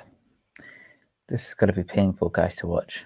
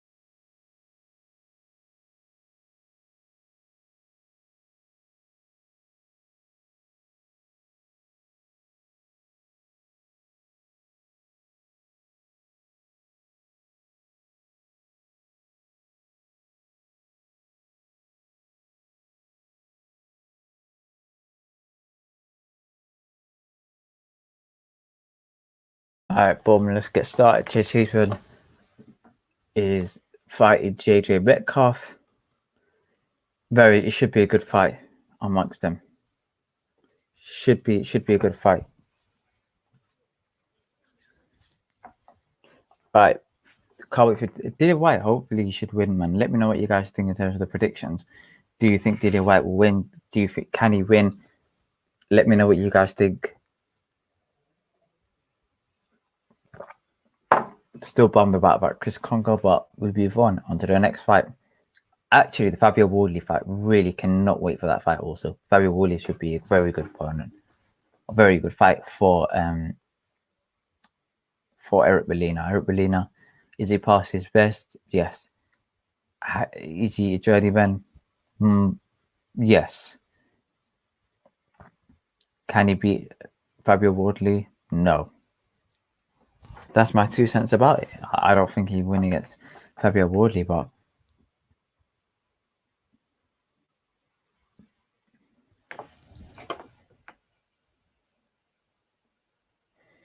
Ted Cheeseman's always looking for a scrap. Let's go. Did shave his armpits today, but you know, who cares? Let's carry on. He's got a huge fan base behind him, which he's got about 30 people with him. Let's go. Ted Cheeseman looking in the guy's eye. You know, Ted Cheeseman, yeah. He's just a nice guy. He's calm, relaxed. Don't give a damn about like all of this kerfuffle. He just bring him in the ring, crash Brangwell up. He's got to win straight up, and I can't wait for this fight as well, and on to the next fight as well. But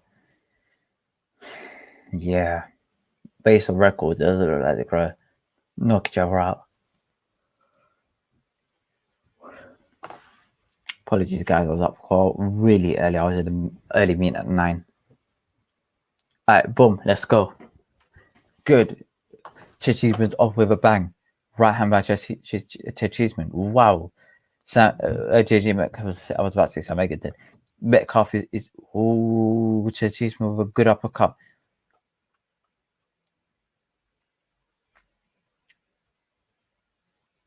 Metcalf looks like he's about to. Metcalf looks determined, man. He looks like he's going to try to take out Cheeseman's head. Cheeseman's not backing down. Cheeseman's the aggressor.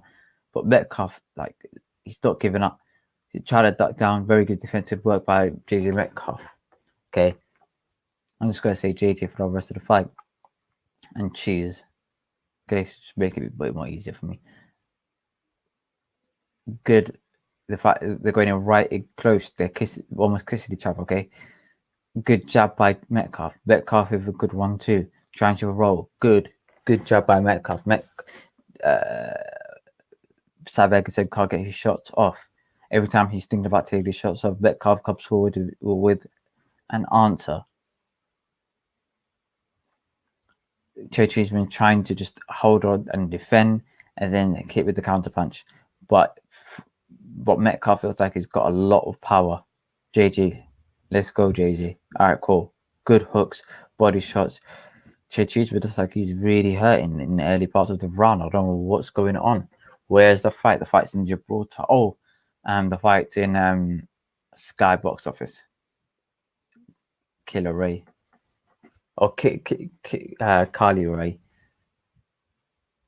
87, fam. Well, I say Killer Ray, fam. But yeah, very good fight between Cheeseman and JJ Metcalf. Let's go. What's going on? Metcalf is trying to. He looked like he was about to switch to southpaw, but he changed his mind. Cheeseman backs him up on the ropes. Very good strike by Cheeseman. Cheeseman, every time he takes a shot, it looks like he's about to go down. It's a very good fight, guys. Very, very, very good fight. Good by Metcalf. Good uppercut, good right hand. Cheeseman, he's not throwing a lot of shots, but it's the early part of this round. Oh, sorry, early part of the fight. 12 rounder. So I'll be interested to see what's going on in the next couple of rounds with JJ Metcalf. Would he guess out? He's looking like he's going to do a lot of energy in the first round as well. Cheeseman withering a storm and defended quite effectively. So hopefully in the next couple of rounds it should be a lot more evenly balanced because JJ Metcalf came in like a house on fire.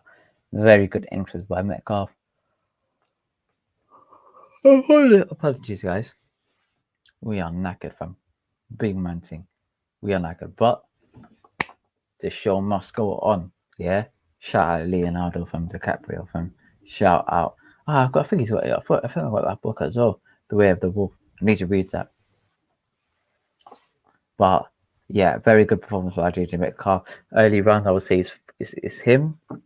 First round, I would say it's him. To choose him, it looked like he was just defending and slipping the shots. But we'll see in the next couple of rounds.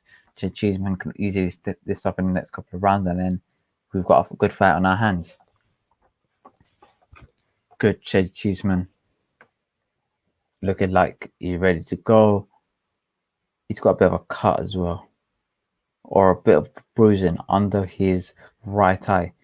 Maybe he's the type that easily bruises or easily gets grazed, whereby it looks like he's really hurt, but really and truly it's not. Nothing to worry about.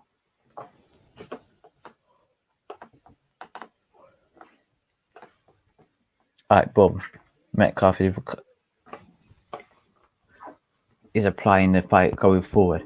Keeps switching, keeps pirouetting.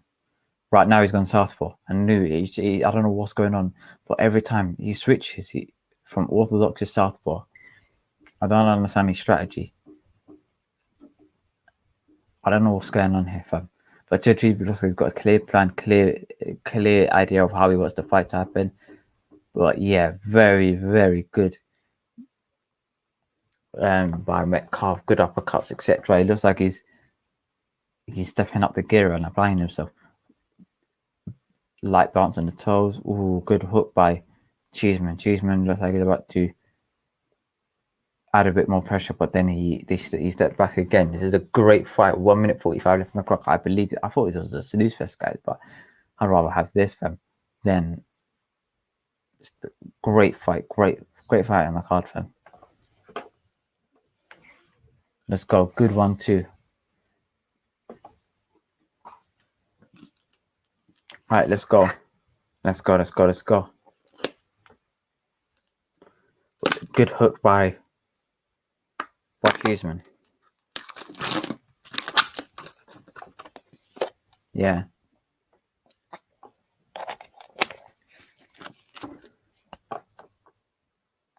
Alright. What's he doing? Why is Metcalf just looking away? I don't know what caught his eye. Maybe somebody shouted something, and that caught his eye. I don't know what's going on, but yeah, man. Okay, now they're holding each other.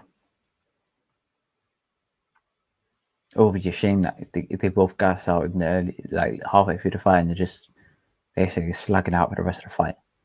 Let's go. Good hook by Cheese. Right hand back Cheeseman. Cheeseman looks like he's stepping up the game in terms of this fight. He looks like but he keeps defensively. He keeps getting caught with Metcalf. Metcalf just keeps looking away. I think he's getting easily distracted by the surroundings of the ring. Very, very good fight. Cool. Oh, Cheeseman. They timed it well. It's a bit like a standoff, a Western movie standoff. Good.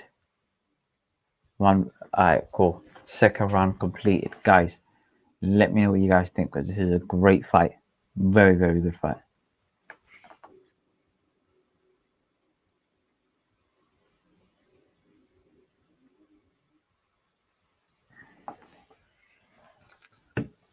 Very, very good round.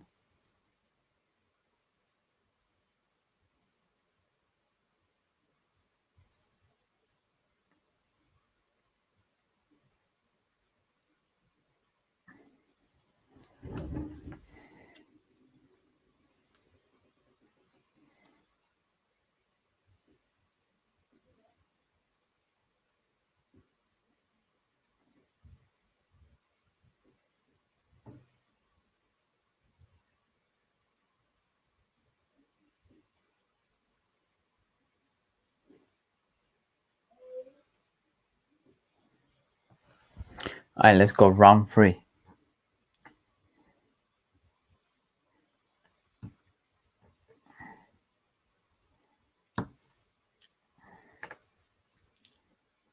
Hold on, guys. Hold on, guys.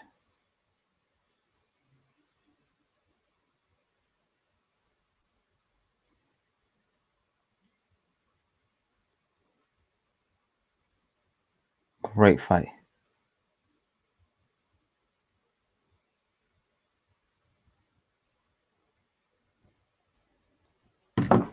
Boom. All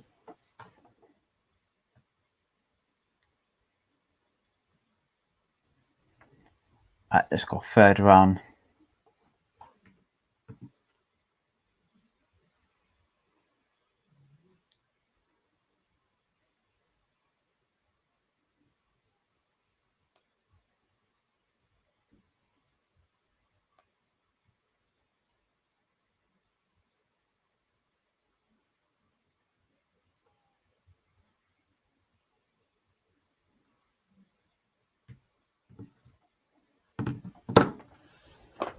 Cool.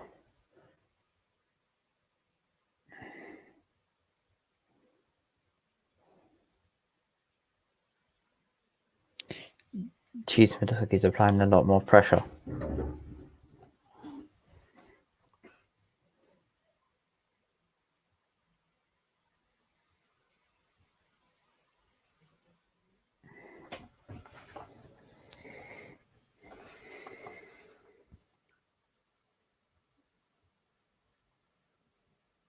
GG Metcalf.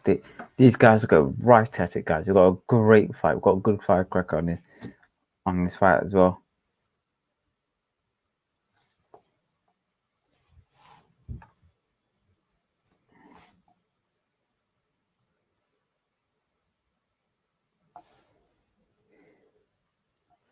Good fight. Good fight between them.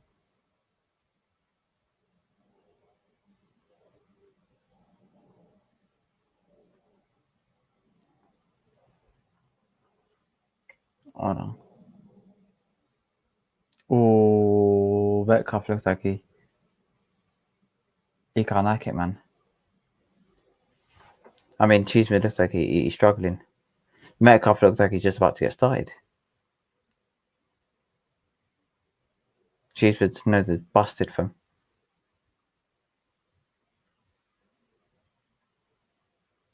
Metcalf looks strong, powerful.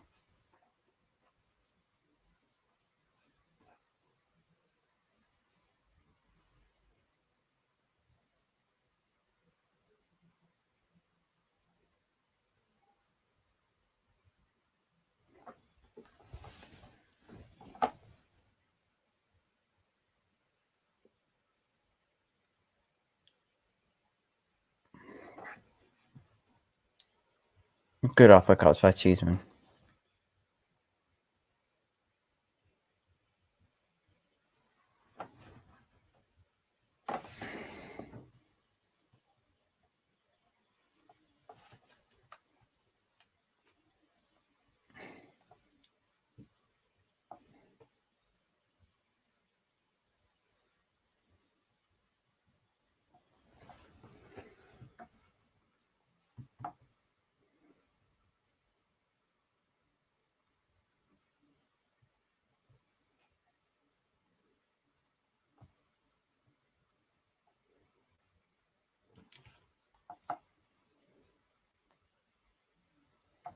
All right, let's go into round 4.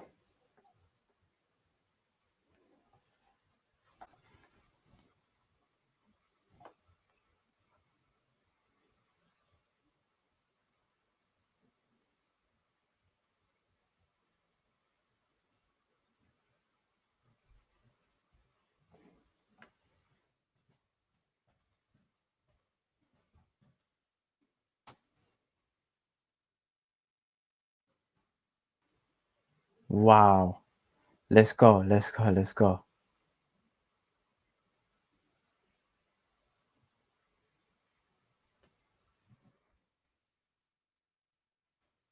right, boom.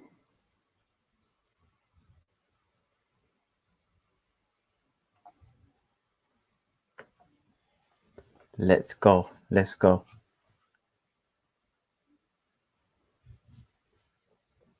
Fam, I don't know what's going on with the Cheeseman fight, but this one is a cracker. What a showdown. What a show. Guys, amazing fight between Cheeseman, man. Boom. 1, 2. Good job by Cheeseman. Cheeseman looks busted. Oh, you know what, Ted Cheeseman. Ted Cheeseman. Ted Cheeseman, 1 minute left of the clock. Ted Cheeseman's going at his head, fam. Lick off his head, fam. What? Bro, Ted Cheeseman is a Norwegian Anglo-Saxon warrior, fam. Look at this guy, fam. Busted and disgusted, fam. Yeah, nose looks like he's about to get carved open, but he's thumping man's head, fam. Yeah, bro. This is what we like, fam. Yeah, this is what we like. Thump, man. Yeah. What are you saying, fam? Bang. Oh my god, fam. Guys, you see what I'm seeing here? This is on another level. Oh my god, fam. Oh my god.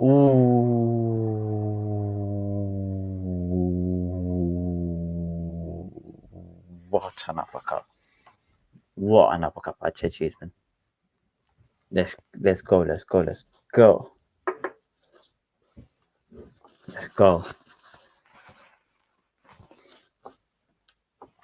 Come on, Ted. All right, boom.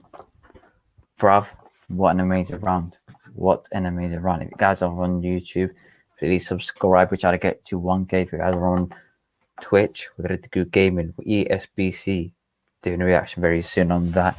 Okay, we'll be gaming strictly on maybe Twitch or YouTube, but we'll just do it on Twitch, okay?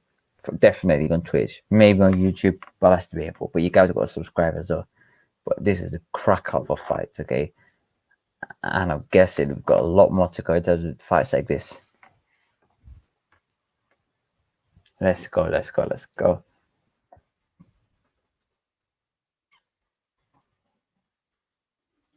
Very, very good fight, man. This is my type of fight. This is my type of fight. I don't know what everyone else is on, yeah. But this is what I'm on, fam. Great, great fight.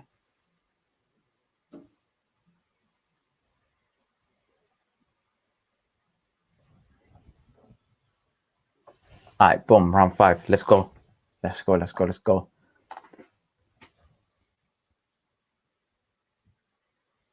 Ted could win, man. Ted Cheeseman could win, the big cheese.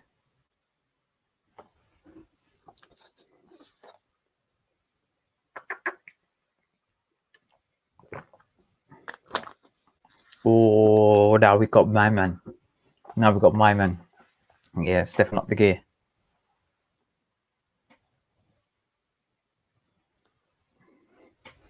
Oh, Ted Cheeseman, man. He's looking good. But Metcalf is not having it. If Metcalf is coming to the next round, his eyes are busted, his nose is cleaned out, but he's not having it from Cheeseman is very, very, very good, fam. Powerful as well.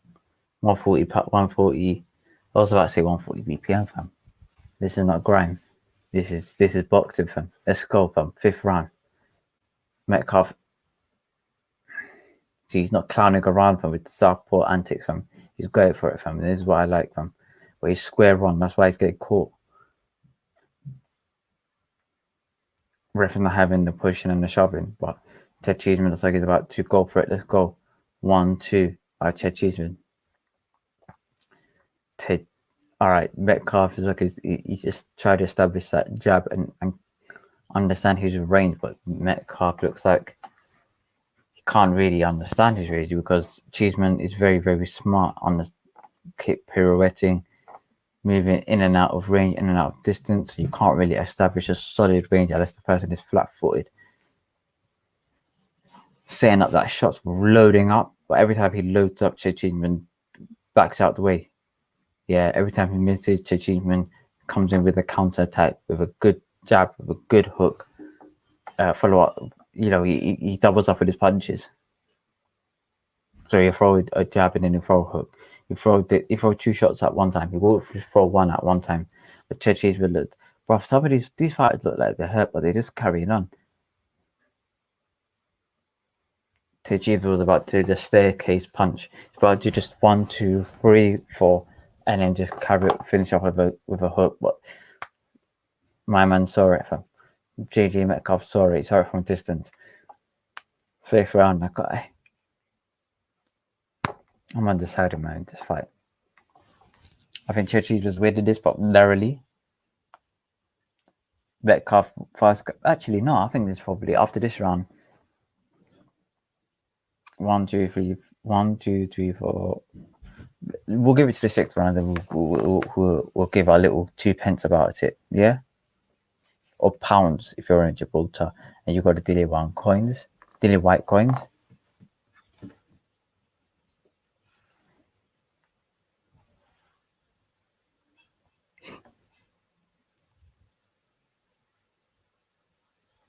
Okay, we're in the break. Let's give it. Should be.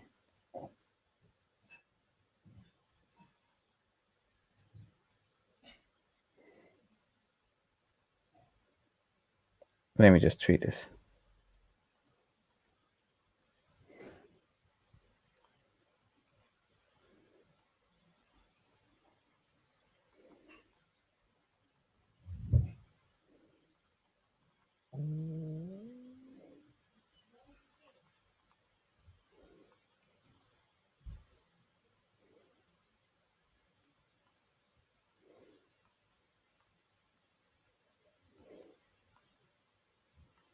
All right, but we're back in.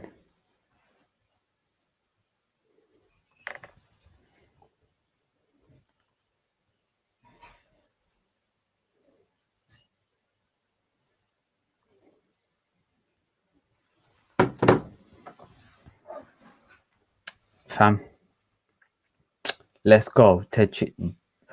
Andy Clark. No. Andy Clark is on Spice, fam. About Ted Cheeseman's only. About Ted Cheeseman's literally only winning this fight. Oh, sorry, not this fight. About Ted Cheeseman winning every single round. He's not winning every single round. No, he's literally winning one out of. Well, I have it very, very close. Ted Cheeseman's doing really well. The first couple of rounds, I gave it to Metcalf. Metcalf was really good, especially in the first round. Extremely good. So yeah, like, let me know what you guys think, because this is a great cracker of a fight. But yeah, nevertheless, let's go. Can you guys see me? Am I breaking up, guys? Let me know, guys. Drop a comment as well. Let me know if I'm breaking up. If I'm not, then we're all good. But Metcalf is with a good hook.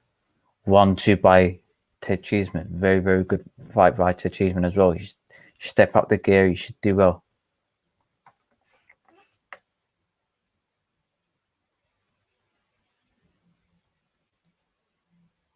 All right, let's go. All right, let's go. Metcalf is just, searching for that hook, searching for that right hand, just walking forward. He's not actually setting up these punches. He's throwing just single jab, and then just throwing bag of hooks, yeah, which is decent, but you could easily step this up. Okay. Oh, back of the head shot by Metcalf as well. The dark arts of boxing. After 6 rounds, who do I say he's winning this fight? Good question.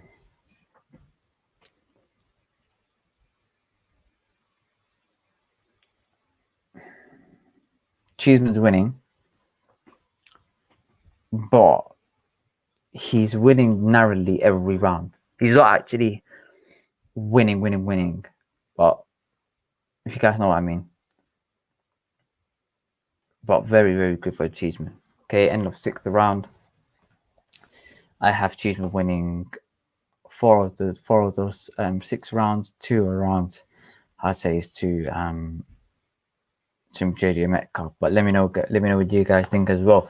Also, if you're on YouTube, please subscribe, because I try to get to 1K. We're on Twitch.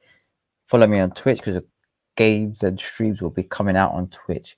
On Twitter, guys, you might have your own exclusive little thing on Twitter. We'll do something for you guys, okay? But big up you guys from all around Twitter, Twitch, YouTube. You guys are the best, fam. You guys are the G's, fam. Yeah, the Lonsdale Trophy, the Lonsdale Belt. Let's get cracking from the Sports Direct Championship. Let's go, fam. Chechena is doing really good.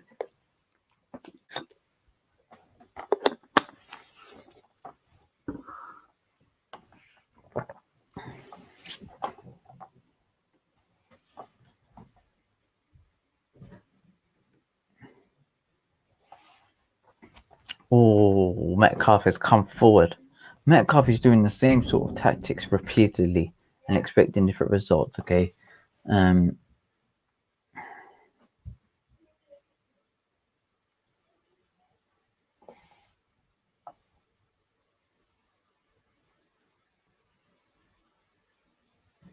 Let's go.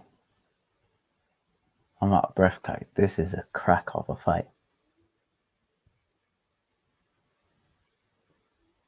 Oh, good jab.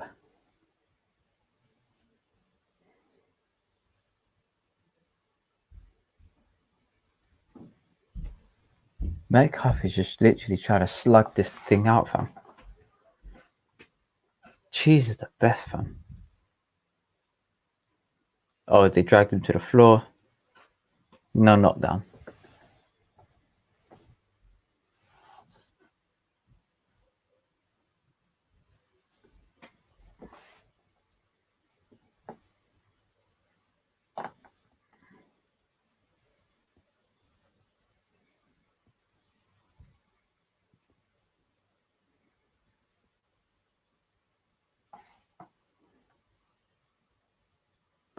think I might have cut off actually.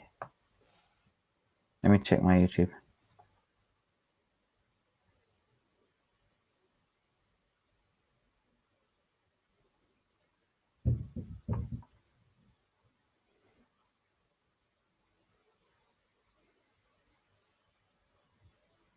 No, we've not cut off yet. Or not yet. I think we might have. Internet might be dropping in and out for us.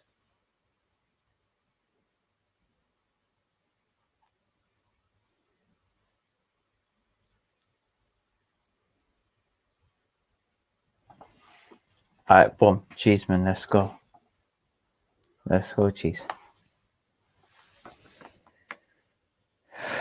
Cheeseman was doing well, man. Who's in the 140 division?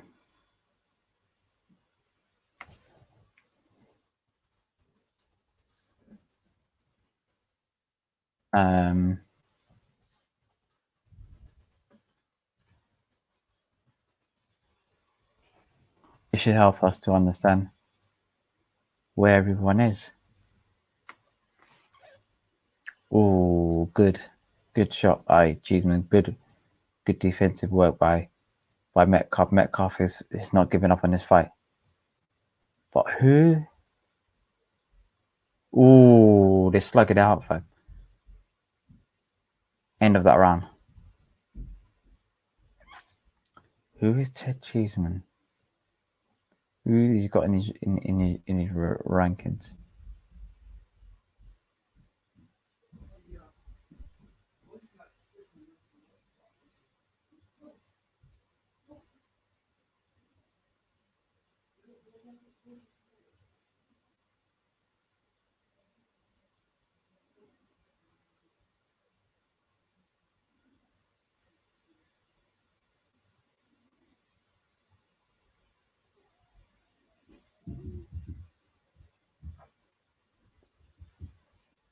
Oh, he's not in the rankings. I didn't know he's not in the rankings, but he's got the likes of Regis Prograis, Sam Maxwell. Sam Maxwell's a very good opponent. Antonio Barrera, Lewis Ritson, Victor Pastel, who's got the championship. Ramirez, Taylor, undisputed. Okay, cool. Interesting.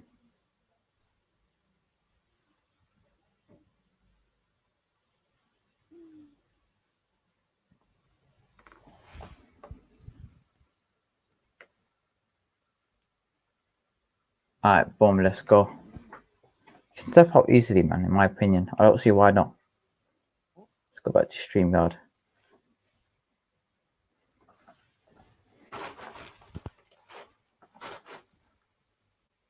Eighth round. Let's go, fam.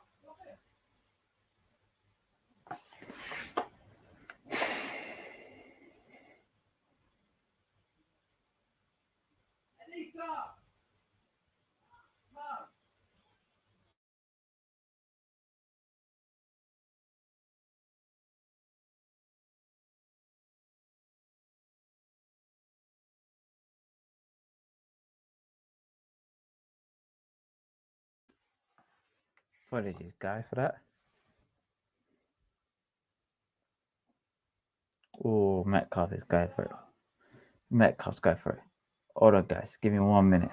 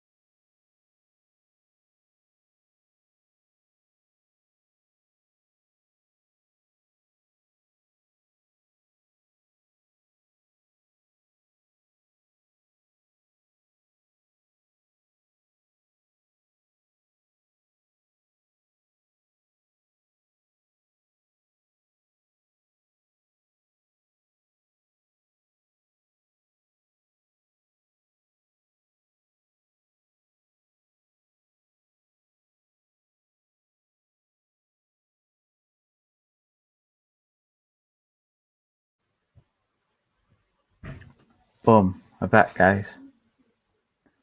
Apologies for that. Because it's live in a big house, basically.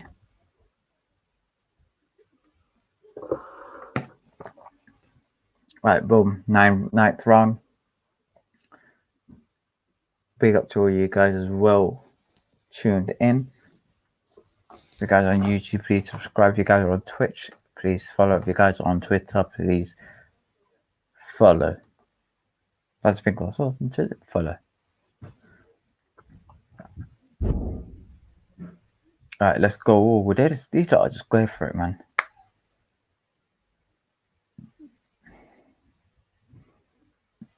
Metcalf is looking really good after the last couple of rounds. JG's man has stopped the pressure and looking really, really good.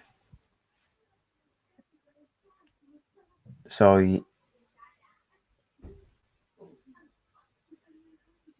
yeah, in terms of just Ted Cheeseman and everything. Like,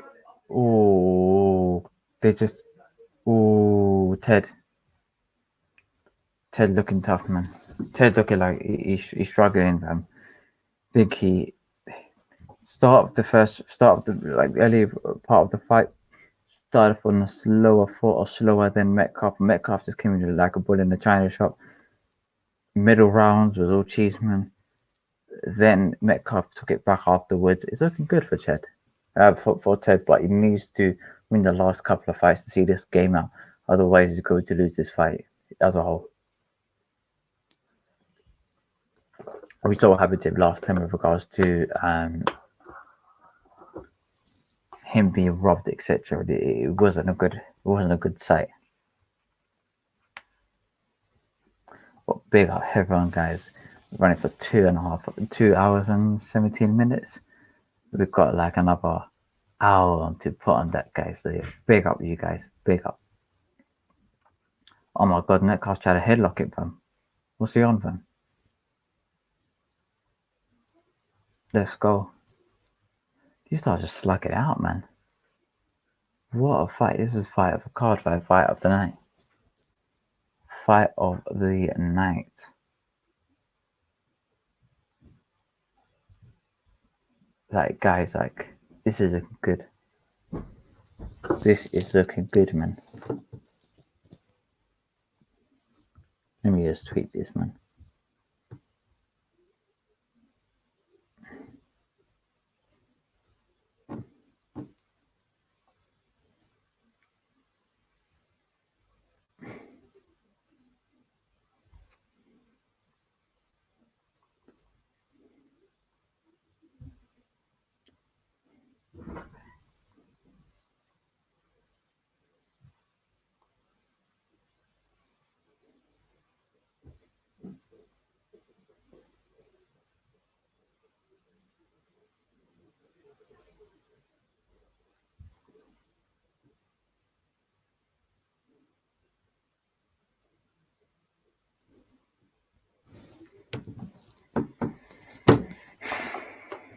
Good.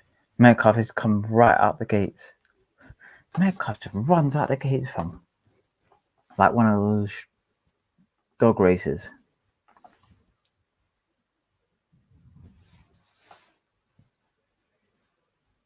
But Metcalf, this is a tough man. I can't call this fight. Big Martin, I cannot call this fight. Usually we could call a couple of other fights, but this one in particular is very difficult to call, man, because honestly speaking, any of these guys could win. Any of them. Like, these guys are like, wow. Alright, cool. Round 10 of 10. Let's get this thing cracking, fam.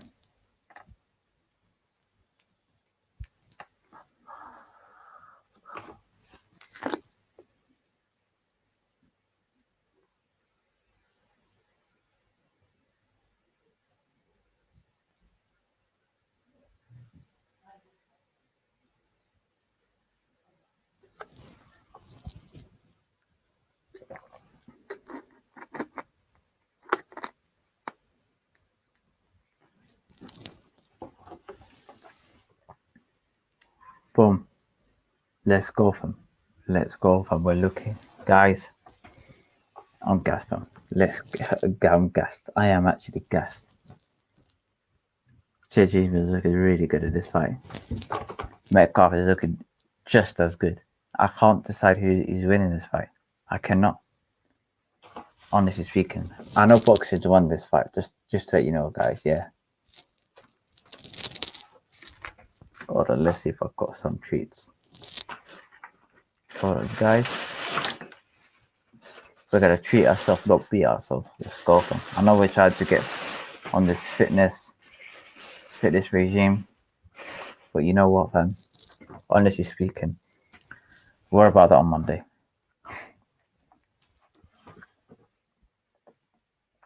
Let's go.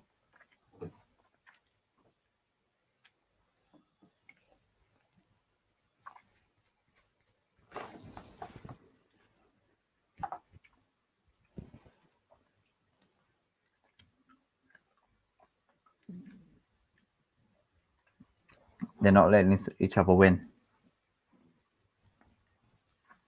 Literally one shot after the other.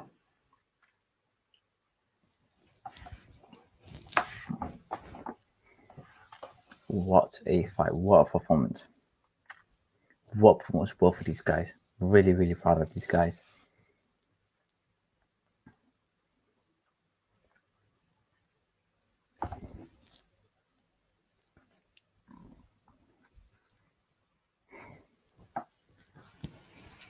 Big up you guys. Big up everyone in the live.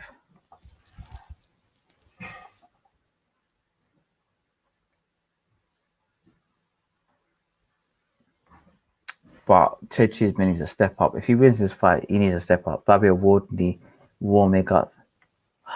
Can't wait for this guy to fight, but if this guy knocks him out, the world is, you know, the sky's the limit with Fabio. Fabio, like, what could he do if he wins? What could he do? Like, does he need to? I don't know, man. What can he do if he wins? If he wins,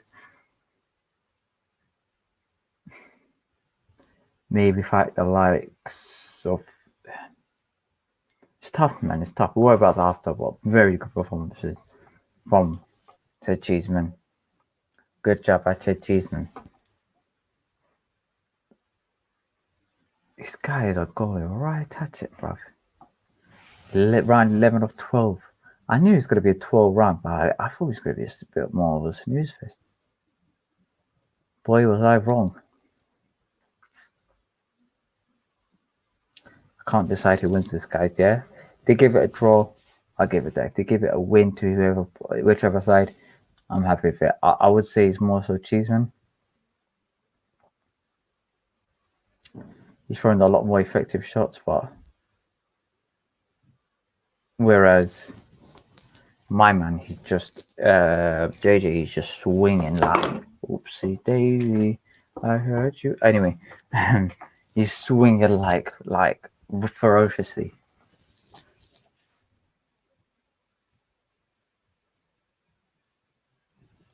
Ooh, let's go, man.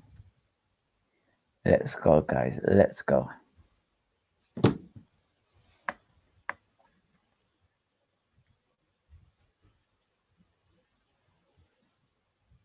Good job. Good hook. Good.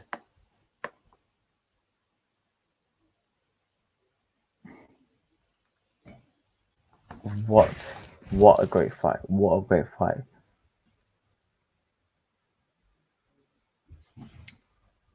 Big up everyone inside. Got the Diddy Whyte fight upcoming. Let me know what you guys think. Predictions.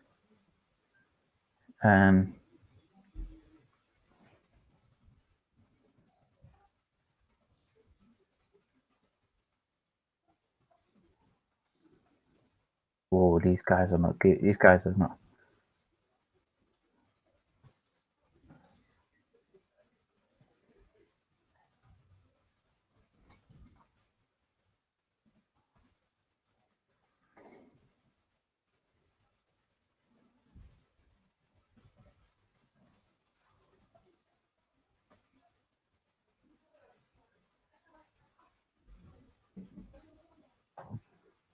Whyte versus Povetkin.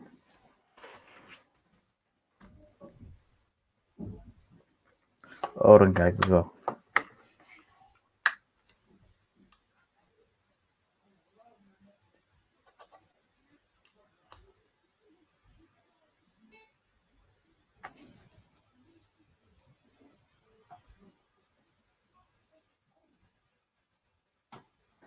Might connect to the sound as well. Oh my god! Oh my god! What a knockout! What a knockout! What a knockout! Wow! Wow! Wow! What a wow! What a knockout! Wow, he deserved that. He deserved that. What a knockout! Wow! Wow! Hold on.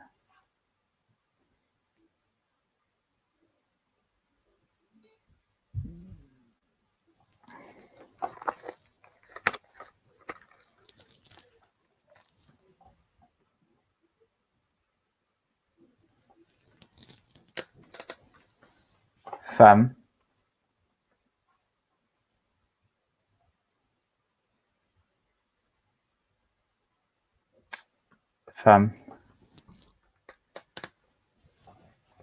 If you guys saw this fight,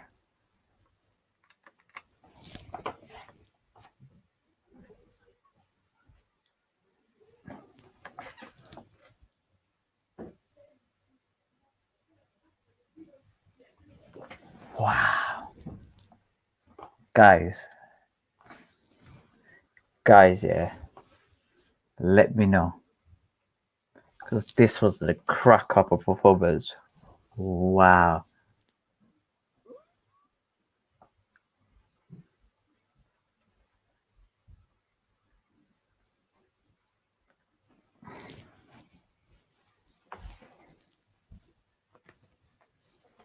Fam, what a performance. What a performance. Wow.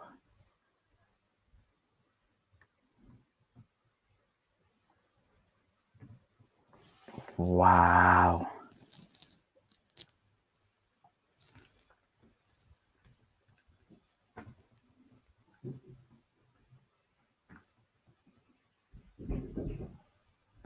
Wow, guys.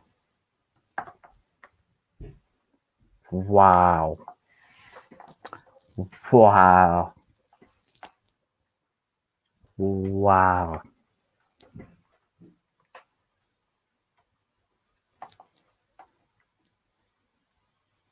Wow. Did I say what, guys? Great performance by Ted Cheeseman. Great performance actually for the pair of them. They applied a lot more pressure to each other. Good combination of punches from the pair of them. They didn't rely on just the one hook, one single shot, one stiff jab or anything like that. They were essentially slugfesting it out between them.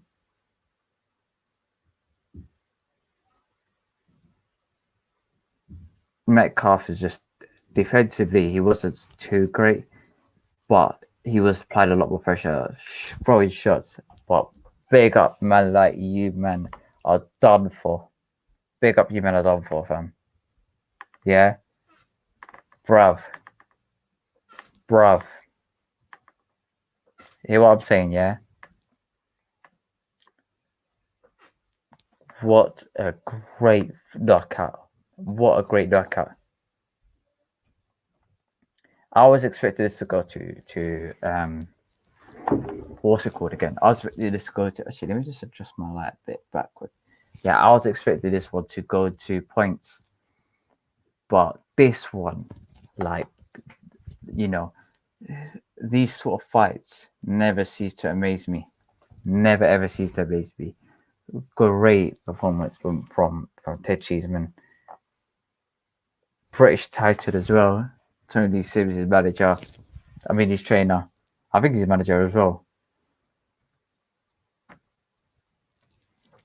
Wow. We want to see Cheese step up, man. We want to see him go up the levels. He deserves it, man. How old is he? Cheeseman is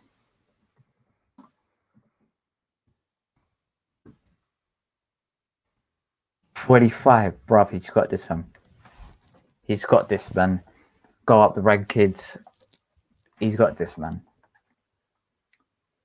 He might not be pretty, he might not be technically outstanding, even though he's very good technically, but he's always there for a scrap, and that's what we like about him.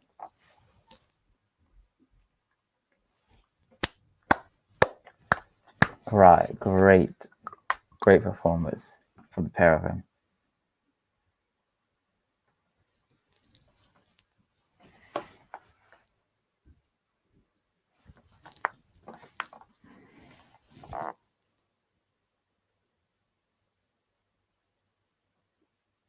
What's RSC? RSC, referees. RSC. Referees second count. I don't know. Only 25, bruv. He's 25. He's 25. I thought he's about 30. It's like, you know what? We'll see a step up. Hopefully you'll get a world title shot in the future, but we'll just see. 25. He's got a long career ahead of him. But out of that weight class, he's got to the age of 35, so he's got about 10 years left of the game. We'll take it from there.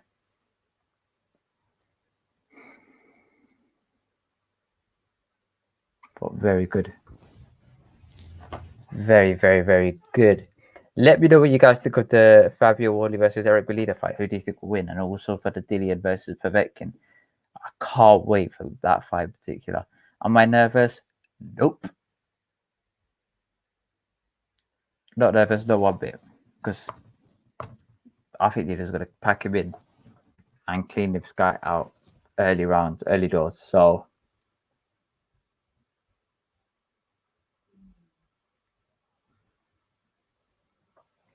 do you know what's crazy as well, yeah? I don't think they promote just as much other sports in boxing as they do in.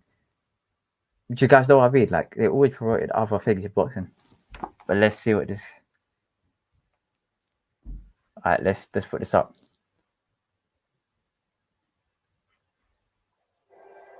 Ted, if ever there was a fight to sum up what the British title means, that was it. It was brilliant. It was brutal. Try and sum up how you're feeling, what it means to you to have that Lonsdale belt on your shoulder again. As you stepped out the ring, you said, "I'm back." 2 years on 6th of April, I'm let free. Road to recovery. I've improved and bruised. That's the best I've boxed ever as a pro. And all I keep doing is getting better and better. I'm still only a young man, 25. I showed you my man strength there. I boxed there. I fought there. I toughed it out. I bullied him. Listen, I beat Kieran Conway. I beat Scott Fitzgerald. I beat Sam Egerton. And now I've just beat James Metcalf. I'm number one in the British scene. I just want to show you the finish of the fight. Obviously, just a word on JJ Metcalf. We hope he's okay. It was a brutal finish. He was a tough man. Talk us through what you're seeing here.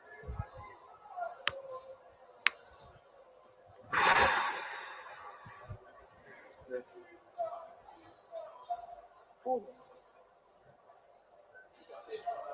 well. What's going through your head here? I want to get them out there because I want to be British champion and take that belt over to my son. You said, judge me now. Don't judge me on the fights that I've lost. I'm back in love with the sport. How important is that? It's the truth. Look at me. Everyone said Ted's got done too many hard fights. It took the mileage out of him. I look fresher tonight. I look fresher than ever tonight. I felt good. When I was going into that last round, I still had plenty left. I could have done 15 rounds tonight. Me and Tony have trained really hard. We kept improving. When I boxed for Kieran Conway, I just come out of rehab, but I was improving. Scott Fitzgerald, improving. But what I've done is I fought one fight, I boxed to hold the other. Now look, you see, I'm mixing it. I'm using my experience. I'm boxing when I need to. I'm fighting when I need to. I had a couple of rounds rest there tonight after I had a big start. took my time, let him try and tinker it out of me, but I knew what I was doing, and I stepped on the gas when the championship round, took him out of it. I think everyone at home can sort of feel the energy. You're absolutely buzzing. What do you want to do next? What does the future hold for the Big G's? You know what? I said it in the training room before I come in. Usually, I box tonight. By Tuesday latest, I'll text Charlie. Can you get me this fight? Can you get me that fight? Can I get on this show? You know what? I've got a young family at home. I've been in training camp for a long time. I want to go home, spend some time with my family. Let Tony and Charlie sort out what they want to do next and just soak it up again. I'm British champion again. I should have never lost it. I should have been winning the belt outright this time. But life goes on, the story carries on. Please take a rest. You've earned it. Promoter Eddie Hearn, you must be over the moon with your he's been there. He's been in the dark. Let's see what Eddie's got back up. Man, like nose is bent. Do you know? Yeah, I just like him, fam. Could have put that fight in black and white. Could have been in the 20s, the 30s, the 40s. It was a throwback fight, and he's a throwback fighter at 25. So He is, guys. That is true. That is a fact. He is an old school fighter. And he's right. You know, he should have probably beaten Kieran Conway. Scott Fitzgerald fight. He believed he won that fight. It was a very close fight as well. He's earned the right in this tremendous crop of domestic 154 pounders. He's the number one. He is the number one. You know, the only domestic fight I see out there for him now in a big fight is Anthony Fowler. Beyond that, I think it fam. A lot. Gee, fam. Big shout to JJ Metcalf. O'Hara Davis. After, I think, the fourth round. Incredible. You know, big tribute to OD. Right. That British title means a lot. You know, we come from an era now where belts get diluted. They don't mean what they used to, but that belt is a belt that all British fighters want to win. Fam. He dug in because he wanted to win that OD. British title tonight. He felt he should. I'm not talking about overdose, fam. There's only one guy that for him that he could fight. After that performance, and when you look at his resume, Anthony Fowler. fights that he's been in, he sits at the top of the pile. And he deserves to Nah, win the G, fam. shots. Lock He it wants off, to fam. fight Yeah. domestically now. So it's up to We Tony and refute Charlie that. what they want to do, but it's a great performance of men. Yeah, computer says no, fam. 25 years of age. Computer And by says, the way, this That's what we say tension to does not Anthony. give you anything but Bloody. value for money every time he steps in the ring. Tremendous He gets Eddie a lot of money. I can tell you that, fam. Exactly. This guy's getting Eddie a lot of Well said. peas, fam. Go ahead, We're bud. going to remind Eddie that when we're next negotiating. Clip it up, send it to him. Alright, boom. But a great performance, fine. Man said a lot, fam. Bruv, it's true, fam. Bruv, it's true, fam. Bruv, it's true, fam. Best fight of the card. That just picked me up from after the poor performance. We don't want to get luck off, bruv. After the poor performance by Chris Congo, man. I'll speak about that later on, bruv. You see me on Undefeated, fam, later on, fam. Yeah. Cause that's good. That I'm not letting that go, fam. That is a poor performance, fam. But Ted Cheeseman, I'm so happy for him, bro. But he needs to fight overdose, fam. Yeah, he needs to fight OD, fam. Yeah, over destructive, fam. Yeah. Oh, or only dynamite, fam. We're not talking the bar, fam. He needs to fight Mela OD, fam. Yeah, O'Hara Davis, fam. Don't try it with me, fam. O'Hara Hackney Rick Davis, fam. What an uppercut from Ted Cheeseman. Very, bruv. You know what? He fights against Sam Egerton. He fights against Scott Fitzgerald. His fights against Metcalf today was exquisite. Yeah, mashallah, fam. That's what I'm saying, fam. Yeah, this guy's on some high level crowd, fam. But I'm really proud of him. I'm really proud of what he could achieve. I can't wait for bruv, world level, fam. Eddie, fam. European title, fam. Let's get this cracking, fam. I don't want him to fight these other like British dust ups. Yeah, he needs to fight a European belt straight away. Bruv, it's not even his straight punches, bro. It's not even his straight punches, bro. It's his. I don't know what it is. Is his great determination, fam. Yeah, mud on the knees type fighter. This guy's not giving. This guy. He's a very. Bro, his straight punches. His defensive work. Yeah, especially coming in and out of range and understanding that level of distance surroundings around him. The ability to strike with high level of timing and effectiveness was to be desired. Not to be desired, but that was extremely desirable, shall we say. But he reminds me of an old school fighter. If you guys watch fighters from the 90s, the 80s, the 70s, even as early as the 50s, if you guys watch those sort of fighters, they're come forward fighters, slugfest type guys. They don't take a step back. They're like the new school Mexicans, but through literally every single person that was doing it, man. And I'm really like it's very refreshing to see fighters like that. Nowadays, fighters stick on the jab, try to avoid punches, try to make sure that the opponent doesn't mess up their hairline or mess up their nose, because they got to be, they got to go for a date night next week and they don't want to look all scruffy and messed up. But Sam Egerton don't care from Sam Egerton. Sam Egerton's ears are large and nose is bent for him, but he don't care for him. He only cares about putting that fist and pounding it on this guy's jaw for him. Yeah, this guy cares about his straight punches, his movement, bro. I'm really happy for Sam Egerton. That's just Sam Egerton. Ted Cheeseman, very good opponent by JJ Metcalf. JJ Metcalf was come forward fighter. He didn't take a foot back. He was winning up a lot of the rounds. I believe up to that point, he probably won half of the rounds, or I would say, what was it? They got knocked out in round 11. So out of the 10 rounds, maybe I would give 3 to 4 of the rounds to Metcalf, and then the other sort of 6 to 7 to Cheeseman. But Metcalf was slowly getting back into it. Metcalf looked like he was about to win that. Though that last round was all Cheeseman, but anything could have happened, man. He could have nicked the draw or something. So I can't wait to see what's next and what's coming up for to Cheeseman. And onwards and upwards for him.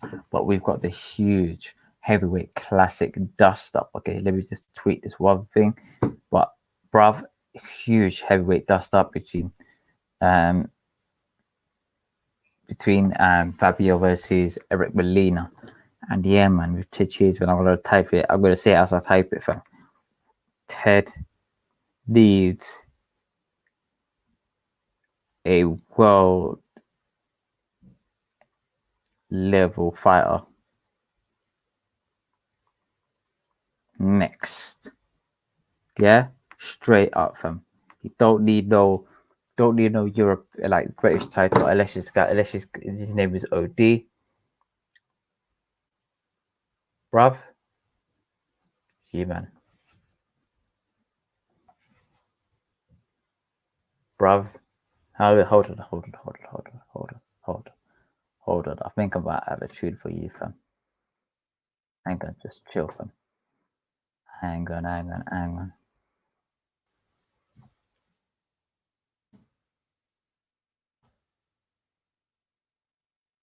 Hold on a minute.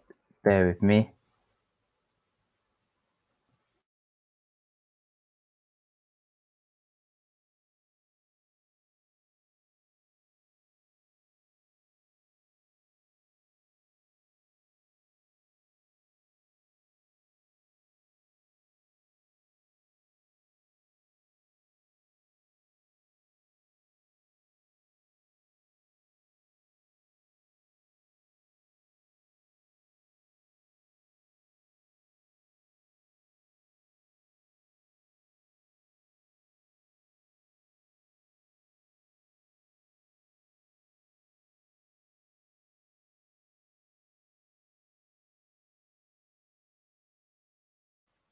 Oh, fam. You guys didn't hear that, fam, yeah? You man are done for. This was for you, fam. Yeah? This was for you. What a comment, fam. Straight up. Yeah? Modern day fighters are point fighters, fam. Because they don't want to mess up their hairline, and they don't want to mess up their crepes, fam, yeah? So they just want to go in clean and out, so they don't slug it out. back in the day when fighters were from the era where their parents and their grandparents fought as soldiers, in civil wars, and fought in like the Cold War and stuff like that.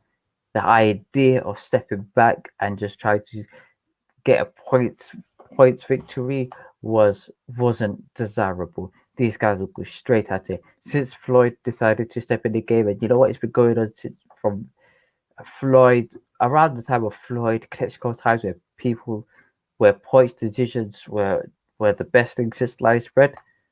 Then, like, nowadays, that's what everybody replicates. I'm not a fan of that. I believe that, the more to win in boxing, it's easiest to, jab on the outside and win a points decision victory. But you understand that because corruption in the sport of boxing, so that is a very risky move, in my opinion. So in my opinion, you should knock each other out, fam. That's what I'm on, fam. That's what I'm on, fam. Yeah, I'm not on this. Like, what's it called? It's I can't say I'm not on it, but I prefer a knockout myself personally. However, if somebody put me in the ring, how would I fight? I would probably fight the same way, jabbing it outside. But if you've got a lot of power, why are you jabbing on the outside? Unless it's a tactic that you like to use against somebody who you can't fight on the inside, why are you jabbing on the outside? Literally, if you could knock about, knock about. That's what I'm saying, fam. You don't get paid for overtime. That's what I'm on. You only get paid for the full amount of games. You get paid the same amount. If you knock him out in round 1 or you knock him out in round 12. In my opinion, they should bring fight bonuses as well. Fight of the night bonuses. With the fight of the night bonuses, that basically enables individuals to fight for something, fight for that extra bit of change. You know what I'm saying? Hold on.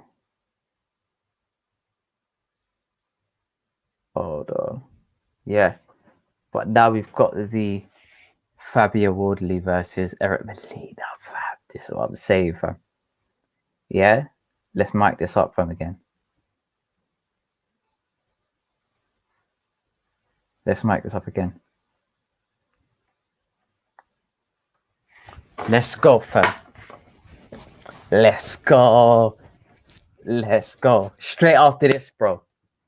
Well, it's not. Bro, for some reason, yeah, I thought you were somebody that, like, because I know another Freddie, isn't it? But, yeah. Bro, are you the barber, fam? Hold on. Hang on a minute, fam. Man's in the barber, fam. Yeah, big up Freddie, but yeah, straight after this Molina fight is the Dillian fight, yeah? Dillian fight, yeah, straight after this. But with Molina, bro, these two fighters are huge, yeah? Fabio Wardley is managed by Dillian Whyte. Dillian Whyte is guided him through the next level, and his last fight was against a guy called Richard Larty. He knocked out Spark out, okay? Come on, fam. Fresh trim and that. Come on, G. Come on, G. That's what I'm saying, fam. That's what I'm on, fam. Yeah? I got fresh trim the other day. Hang on. Let me show you my trim, fam. Hang on. Yeah? Sharp, fam. Literally, I walked out the shop, yeah, thinking like my life is complete, fam. Yeah? I think that my life, bruv. I think it's growing a bit, yeah. But fam, like, I walked out here thinking, bruv, you made my day, fam. Yeah? Bruv. Yeah? Dangerous, yeah? Lock up your sisters, fam. Man, like Fabio, fam. Fabio's looking like an old school Street Fighter Don, fam. Like to, bro, I don't know what's with the effects these days, fam. But yeah, you man Don voice correct, fam. Should have been. They should make lockdown 2 points. If you get knocked down, It's 10-7 round automatic, bro. Straight up. Facts. Who do I think will win? Fabio. Fabio's got to. Listen, I don't want to get you monetized, yeah? But Fabio's got to batter him, man. Yeah, I said the same thing about Chris Conco, but don't watch certain things. Fabio's going to do. Fabio's going to bang him up, fam. Yeah?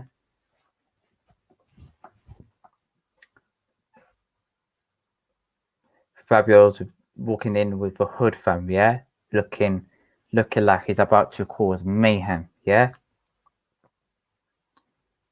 With that, what's he got, fam?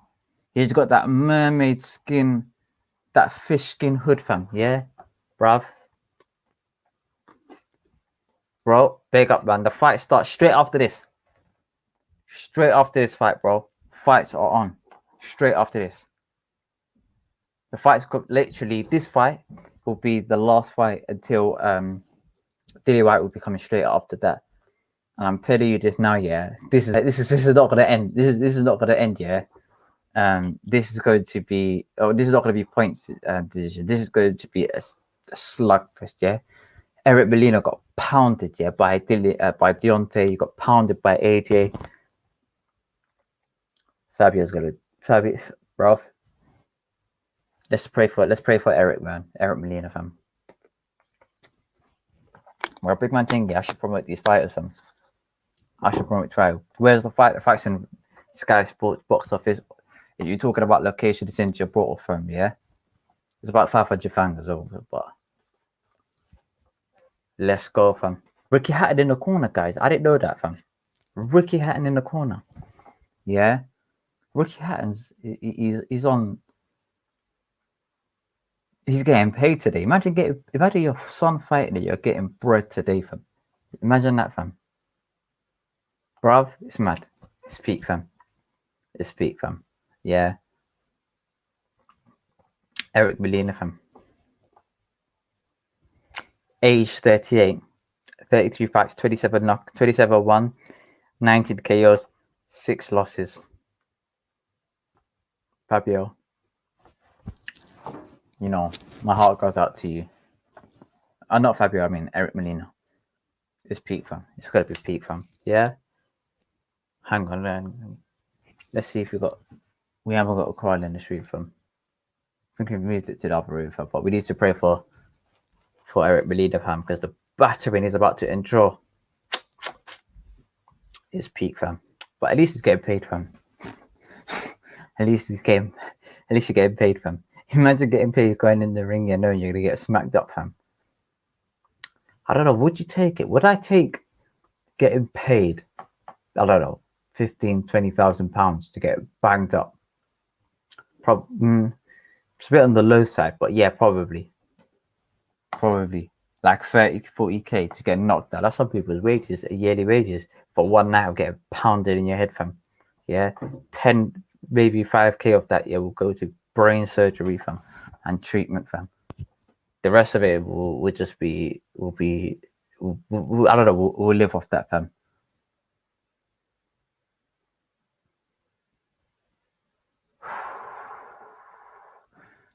I just saw something I shouldn't be looking at.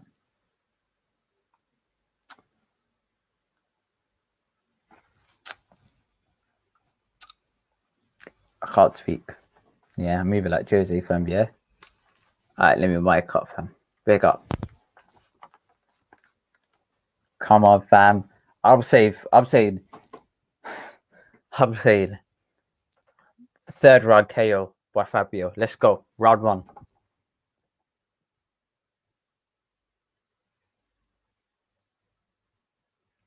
Let's go, Eric.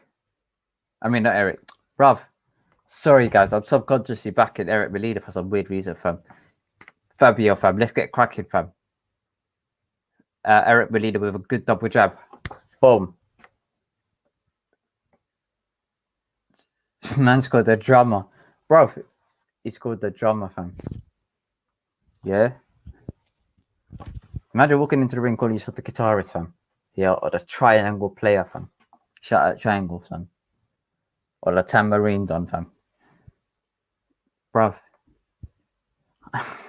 supposed to be shook at this guy. Tambourine Don, fam. All right, let's go. Let's go. Let's go.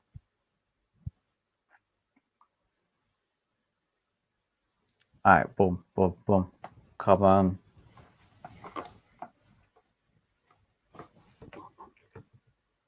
Let's go, Melina. Let's go. Let's go. Hold on, let me snap this.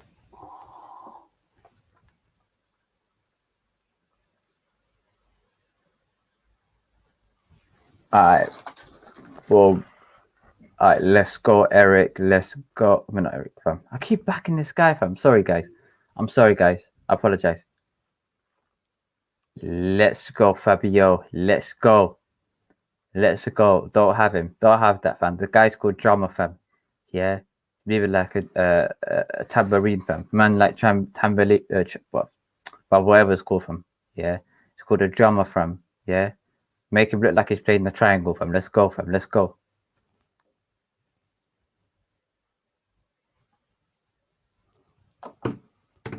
Bruv. Bruv. Let's get this cracking, fam. Let's go.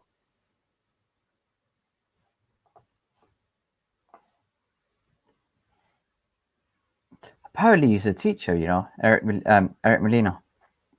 Bruv, imagine imagine the weekend someone says, yeah, yo, sir, where do you, sir, what's going on? What are you doing this weekend, fam? Yeah. Bruv, I'm fighting what's Sky Sports here.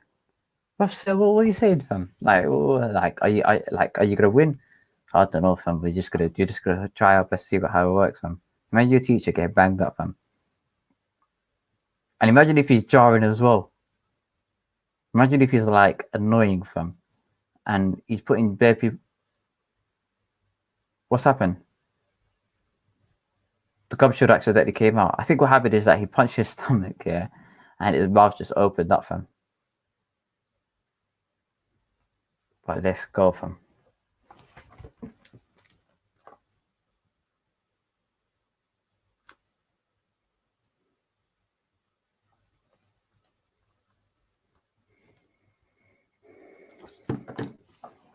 Let's go, Eric. I mean, Eric. I mean, Fabio, fam. Sorry, guys. It's a subconscious thing. I keep backing Eric Molina by accident, fam. Of these Voltable, yes. I ain't gonna lie, fam. Voltaro, big up Voltaro.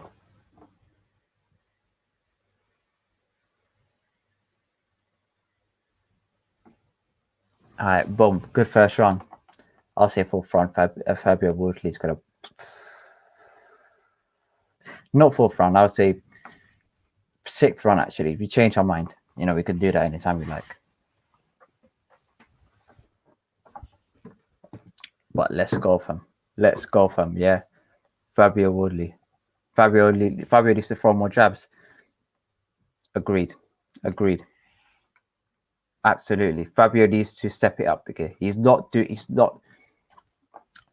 Although it's a dangerous tactic. Fifth round KO, yeah, same. I would say fifth round, sixth round KO. Have a look at that Eric Molina. Eric Molina doesn't look like he's going out anytime soon. But then again, he looked the same as Deontay. Have you saw what Deontay did?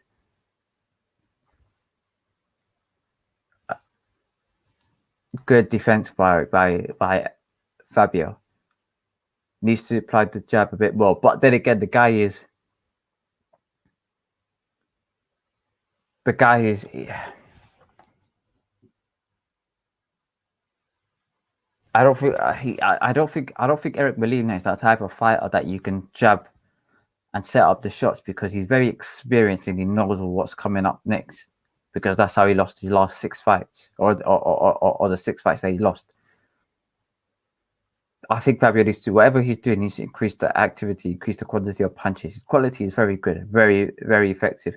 He needs to increase the activity a lot more. He's moving a bit. He's not sloppy, but he's paying too much respect to a man like Tambourine, fam. Yeah. So I don't know what's.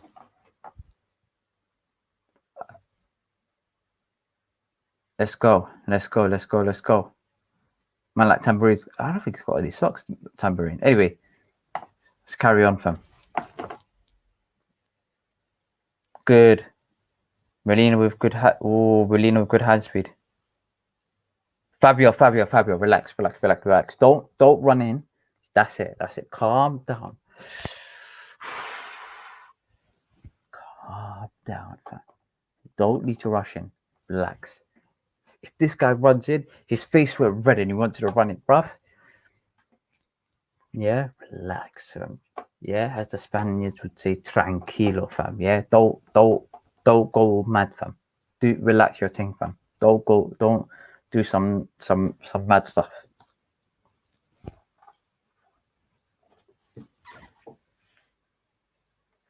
He keeps Fabio's tried to switch to. He's trying to, he's fighting square on, man. He needs to put your hands up a bit more, and that's it. I think he's going to take him out because Eric Molina, what he's doing is that although he's throwing a lot of punches, I don't think he can keep this on for much longer. Fabio needs to see that gap, feint it, see that gap, and then strike him. Oh my god, I think he dropped his. Oh no, he never. Fabio tried to fight like he tried to do a Canelo. Try to fight similar to Canelo. Drop the shoulders in like that. However, in my opinion, he needs to come in close. He's paid too much respect. He needs to come right in close and just outpower him. Okay, even though Molina has a lot of hand speed, he needs to double up on the pressure because he's too. He needs to have. We need a bit more, basically. Yeah, we need a bit more.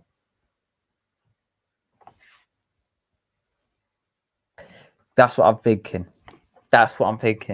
Trying to draw him out and then come with a counter. That's exactly what I'm thinking. I'm thinking that he tried to feint, trying to see any sort of gap, any hole in Molina. Yeah, when he finds that gap, because that gap will widen as the rounds go along with the pressure coming on and the stamina of Molina decreasing. Yeah, he's going to he become a lot more sloppier. The hands will drop down a lot more, and that's when Fabio can step up the gear and then night. Yeah, sleep tight. Don't let the belly bugs bite. Yeah, that's what he's gonna move like. Yeah, the lullaby guy. Let's go. Round three.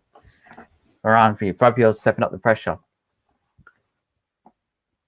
But I'm not a fan of this hands down type business. Yeah. And he needs to switch on at all times because if he keeps doing the pirouette and then taking it out the wall for half a second, yeah, against a solid fighter, yeah, that's got a lot more stamina, a lot more physical athleticism, he would run in and then he will clean you out straight up, especially somebody with a long hand. If you do that in range, you will get counter punched very, very strongly. But Molina's tried to throw a lot punch. We can't have have this, man. Come on. Don't fight smart against somebody who's a 38-year-old. Just pound him. You're young, you're hungry, you're strong. Why you what's all of this faffle, man, bruv? What's with all of this? Bruv, you're bigger, you're stronger, you're more powerful, you're more athletic. Let's go. Give him a good right hand. Yeah, and he will step back. Give him. I'm not a fan of this dropping down your hands to the floor, man. Yeah, let your hands touch your toes. Yeah. Even though you're not generating power during that. Oh, good. By Fabio. Good. Let's go, Fabio.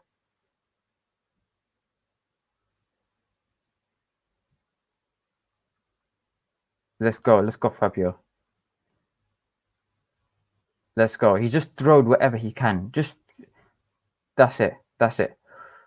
Good. Very good, very good shot. I know what he's thinking. You're done for. That's exactly what's going on.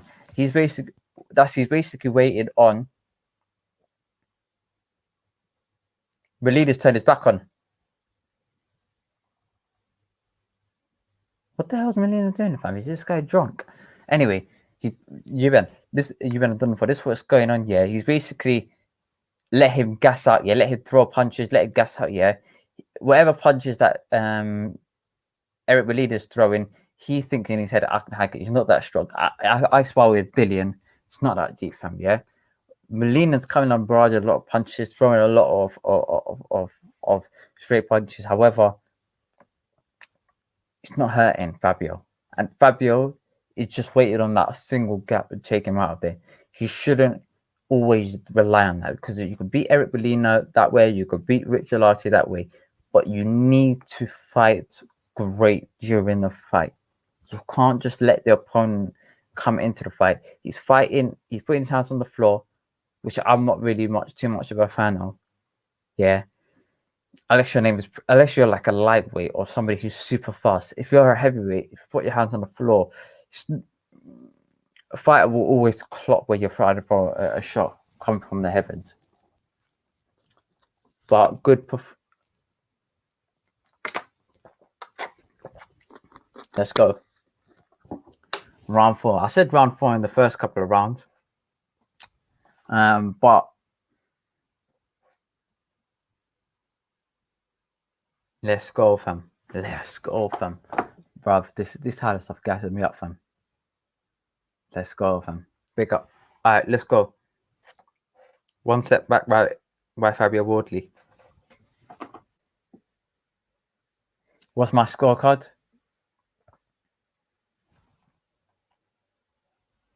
That last round, I gave it to Fabio Wardley. First couple of rounds, I gave it to Eric Molina. So I went Eric Molina 2-1 up. I'll tell you later, fam. I'll tell you in the break, fam. After this fight, I'll tell you. But, fam, that's it, Fabio. That's it. He's in the corner, fam. Molina just... Molina's with the... He's doing the Tom Daly, fam. I don't know what Molina's on, fam. 1 minute he's doing this, yeah. Next minute he's doing this, yeah. Running, like, diving into the floor. I don't even know if this guy... I think they need to explain to him, bro. You're in a fight, bro. Like, you know, you've got to fight. That's what's going on here, fam. There's no like playing around here. You need to win. He come in with a quite defeatist attitude anyway. In the press conference, I heard him say that I want to see how I do it against these young guys and test myself. Molina with good body shots. He hurt Fabio. Fabio needs to step up the game, man, because this round he's losing as well, but he can still win. Well, first minute it was Fabio, second minute was Eric, and then last minute we'll take it from there. But very, very good scorecard. I mean, for me, let's go. 1 minute left on the clock, 45 seconds left on the clock. That's it. I think Fabio set up his punches. He's throwing single shots. He's throwing one jab. He's putting his hands down. Throwing one hook. He's throwing his hands down. Body shot. Throwing his hands down.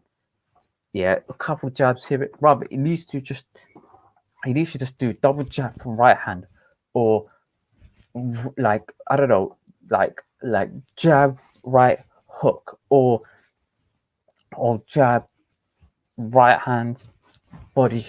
Like, he needs to vary his punches. He's always just throwing single punches, and I'm not a fan of the person who does just single punches. Maybe it's conditioning, maybe he's trying to, I don't know, he's just fainting. That's it. Good. That's, bro. Matt says the same thing as me, fam. You copycat, fam. Get out of here, fam. Yeah, says the same thing as me, fam. I said he's only throwing single shots, fam. Matt says the same thing, bro. Bro. Listen. Off the canvas boxing. You guys know already, fam. Don't like you guys know the gist, fam. Yeah. Why am I a Jags fan? Great question. Okay, I actually flew over to the US back in 2016 for some health treatment. Stayed there for about 3 months in Jacksonville, Florida. Now, that was because unfortunately, well, not unfortunately, it was actually later on a blessing because you learn a lot of lessons from it. But back in the day, I was actually diagnosed with nasal cancer. Went to Florida for treatment, and because a lot of my hair was gone, I needed sort of hats to wear. My first two hats was one of sort of a nightcap, and the second one was a jaguar hat. Was the grey jaguar hat you must have seen in a couple of my other videos. And then once I got that one, I thought, you know what, let me get another one because I saw this one on display, but I just didn't get it at the time. So I thought, let me get this one. That's the story behind it. I'm not actually, I don't watch NFL, but if I did, it would be Jags. I know they're crap, yeah, but it's them way there, fam. But that's the story behind it. But let's go. But for Fabio, fam, throw combos. Molina with a good right hand. Fabio looks. That's it, Fabio, fam. That's it, Fabio. Yes! Yes! Yes! That's what I'm saying, fam. That's what I'm saying, fam. That's what I'm saying. That's what I'm saying, fam. Bro, that's what I'm saying, fam. Bro, yeah? Don't try it, fam. Get out of here, fam. Get out of here, fam, yeah? Yeah? That's what I'm saying, guys. That's what I'm saying. Don't try it with my man. Yeah? Don't try it, yeah? Let's go, fam. Try to go toe for toe. But. Don't try it, fam. Yeah? Let's go, fam. Let's go, fam. Let's go, cuz, yeah? Boom! Fabio, fam. That's what I'm saying. Combination punches. You've got this, fam, yeah? You've got this. Big up Fabio, fam. Fabio, you're getting me gassed. You're getting me gassed, guys, yeah? Sorry, guys. My lapel mic came flying off, fam. Yeah? Team Melina are complaining.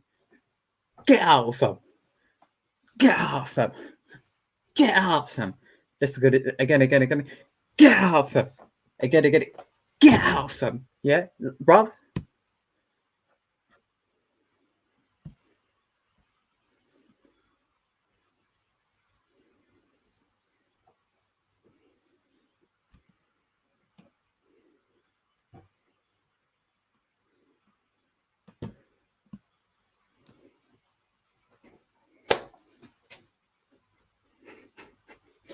Listen, toe for toe, you can't bang with a young buck, fam. Straight up, toe for toe, you can't. The athleticism,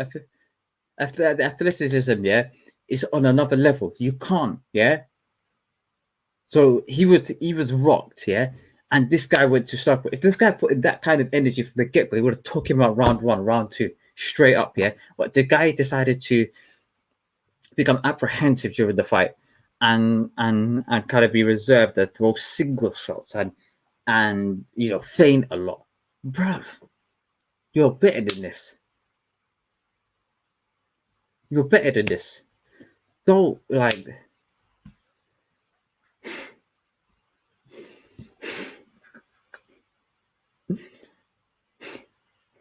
Sheikh, brother, yeah, bro, you missed it, fam. You missed it, fam, bro. You missed it, fam. Bruv.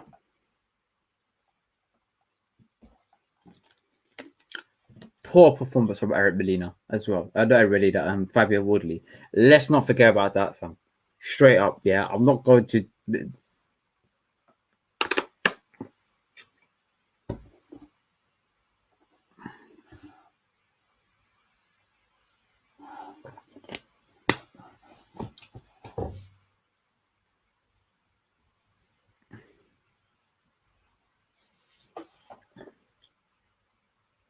Wow, man.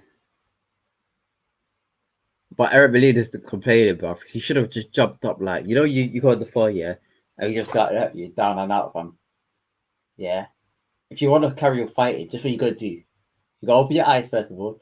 You gotta get up, fam. That's what you gotta do.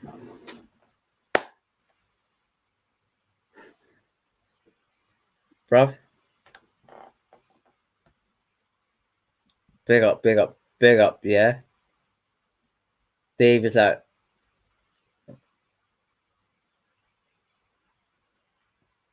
yeah, fam. We're doing a watch along. Yeah, David, we're doing a watch along, fam. Majid, Majid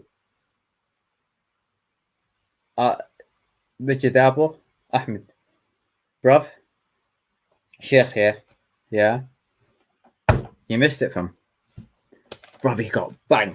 Yeah. Watch the replay tomorrow or later on, fam, on Twitter, fam. Yeah, it was a KO, fam. It was a KO, fam. I told you, this fight ain't going the distance, big man. Say fight ain't going the distance. Heavyweight, guys.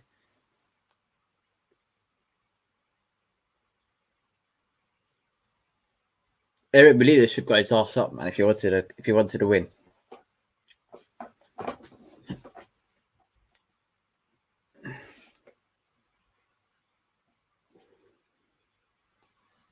Alright. Let me take off the... Hold on, guys.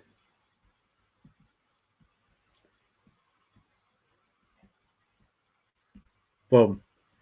Great performance from Fabio. Oh, hang on.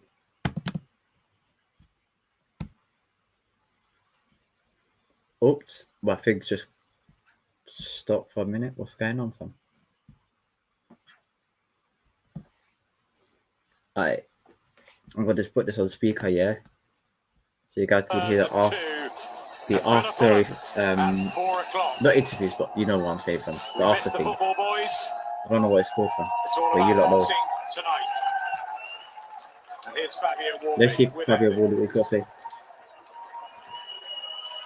Fabio, congratulations, your biggest win on paper. Can we start from the finish and work our way backwards? You seem to get caught with a very good right hand before you found the shots to eventually finish him. He was complaining at the end. Just talk us through the ending to the fight. Yeah, look, my corner weren't too happy because sometimes I get a little bit, not lose my head, but I get a little bit bored with playing the long game and waiting it through and the tactics side, and my heart went over a bit and I got stuck into a little bit of a wall, but I showed there that if you want to go toe-to-toe with me, I'll take you on and we can go for it. Look, it can hit me. Showed a good chin then, yeah. I didn't go nowhere. I was still there, still moving nicely, still bouncing, still moving. It's fine. Don't get me wrong. I felt it, and this was the test I needed. Someone to hit me, someone to put it on me, someone who's not going to let me off the hook. And I'll let you know that, look, I'll meet you in there if you want to go. If you want to go toe-to-toe, then that's what happens to you. You mentioned the conversation between you and Rob Hodgins there, your coach. You're caught tonight perhaps more than we've seen you at any point during your career. You do have that low left-hand style that brings fighters onto you and works for you from an attacking sense. But is that something that you perhaps need to Oh yeah, definitely. I'm by no means the finished article. I've still got a lot to learn, and that's why we need fights like that, because in other fights that I've had where I've hit people, I've stuck it on them, they've gone missing, whereas Melina, he didn't go missing until we really had to dig it out. So there was a few lessons there for us to watch back, for us to tick off and go back to the drawing board with and figure out. But that's the whole point in this kind of fight at this stage of my career. That is the key with learning fights. This guy speaks so well, fam. I ain't gonna lie, fam. I don't know what he learned from earlier on. In gyms going up and down the country. How key is that to your development? Yeah, that's the thing. Like, you can do it as much as you want in sparring and all of those type of things, but it's different when you get here, the bright lights, the fans that are thankful to be back, and you need to test yourself in different ways, and that's what tonight was all about. The Wardley train rumbles on. Who do you want to fight next? Let's go. The Wardley train rumbles on. Who do you want to fight next? Let's go. Hey, I don't go hunting for names. That's not my style. I don't go calling people out. I'm hunting for titles and belts and accolades. So that's where we're going next. We're still trying to build. We're still trying to get those good level of opponents. But at the same time, I'm now looking for that next step up, that next caliber of a European, Commonwealth, or British, something like that. Do you mind if I ask you before you go, just your thoughts on the main event? I know how passionate you are about your stablemate, your manager, Whyte, that you desperately want him to win. How confident are you that he will? I couldn't be more confident. I've seen him. Guys. I've seen the way he trains. I've seen his focus throughout this fight week. As Dear about the everyone smoke, here has seen Povetkin. him, is that You heard it here there's first. that. I've been saying all week in interviews and things that there's that old Dylan Whyte back. That one with a little bit of anger in him. That little bit of spite. He's taken off that little bit of kind of calm, cool head, and he's put that kind of maximum violence straight back to the forefront. Well done tonight. Cheers. Thank you. Indeed, it is so far so good for Fabio Wardley. He extends his perfect professional record. Bruv, Fabio, a great performance from Fabio Wardley. An amazing performance. Like you man have done for us, it's said. Fabio needs to start winning rounds though. Yeah. What's going on, fam? My things is cut off, fam. Let's do this again.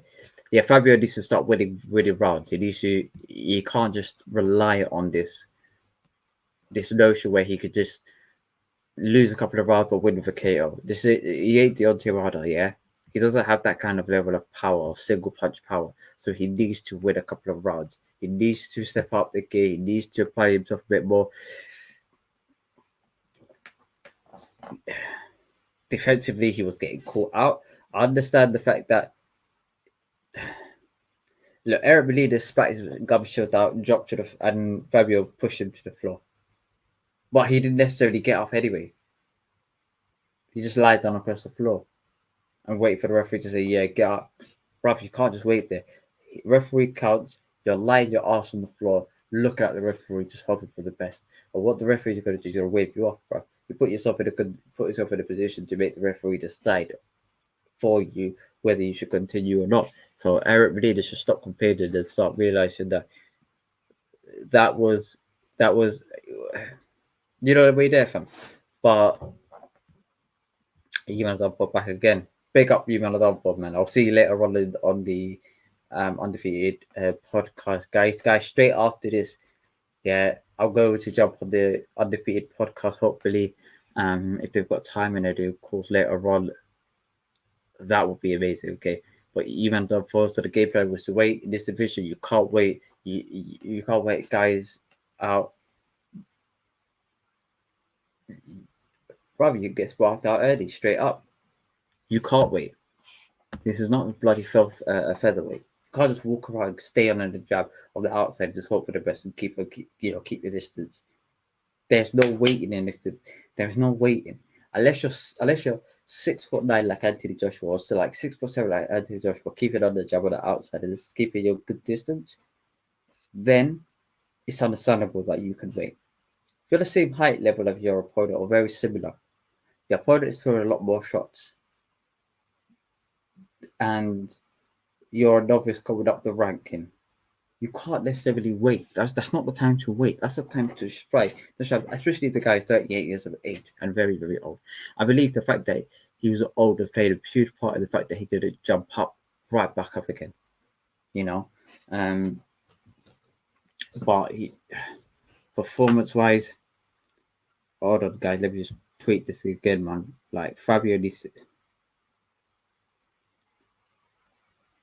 Fabio needs to do better, man.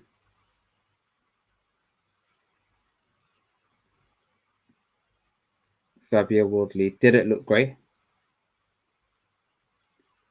but dug deep and won.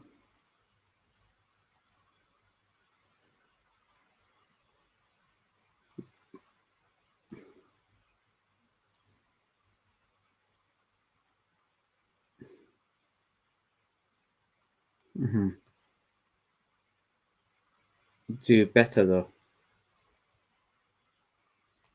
Straight up. I'm a huge fan of Fabio Wardley, but he needs to do better. And I'm not afraid to say that. He needs to apply himself a bit better, because this was a great performance from Fabio Wardley. Now we've got the big fight. Yeah? The big fight is upon us. Let's go, fam. Yeah, I cannot wait.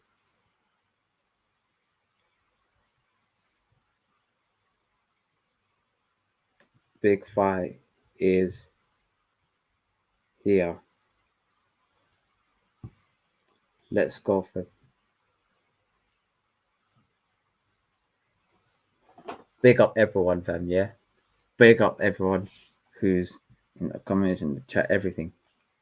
You guys are like the best, fam. Honestly speaking, fam. But let's go, fam. Is it connected?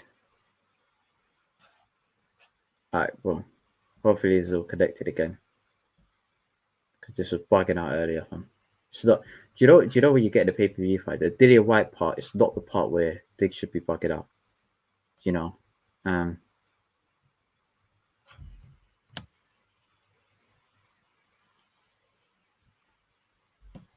Hold on. Alright, it's just bugged out again.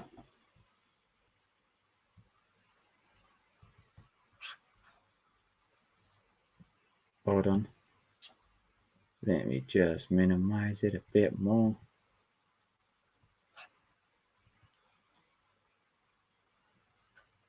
Let's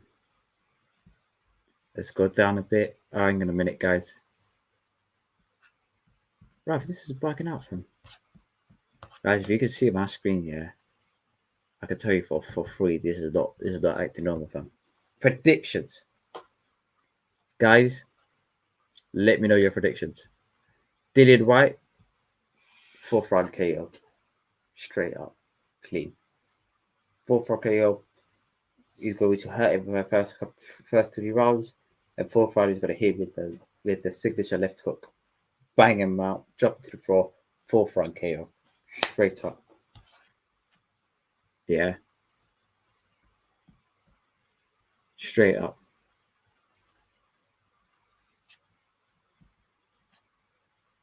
But I don't know what's going on, fam. Alright, guys. We're experiencing technical difficulties. Alright, let me come out of this and come back in again. Should be all good now. Alright, perfect. Yeah, perfect. For me, Dillian should win. 4th round KO. Let me know what you guys think. Let me know what you guys think, yeah? 4th round KO. Boom. Let's go. Let's go, fam.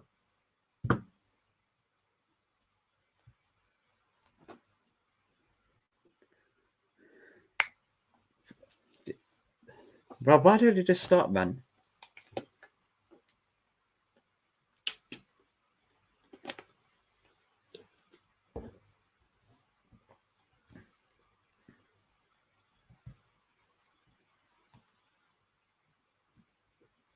Let's go, guys, man.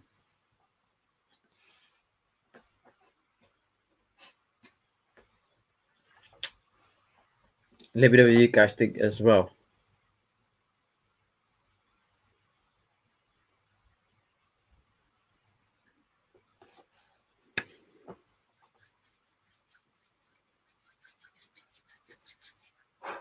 Let's go.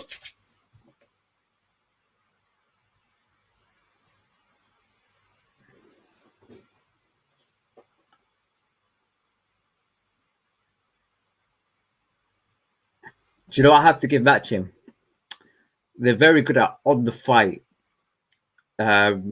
antics, like on the fight work. Coming into the fight, the week of the fight, or the first couple of days before the fight, they're very good. But are they promoting the fight as a whole? Are they promoting the event, or are they promoting the fighters? That's always a good question, because sometimes I feel as though they promoted the event as opposed to just the fight and trying to sell tickets.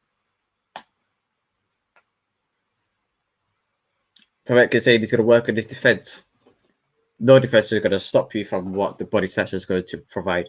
The body snatcher is going to hit you with that soul destroying punches.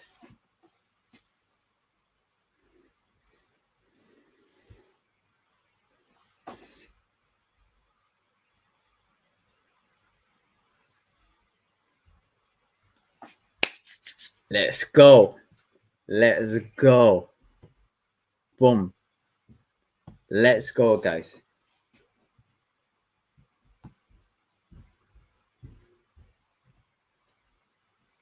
For me, I'm going to tweet my final prediction, yeah? I might look stupid afterwards, but I don't care, fam. That's what I want, fam. That's what I want, fam, yeah? Last have to tweet the prediction.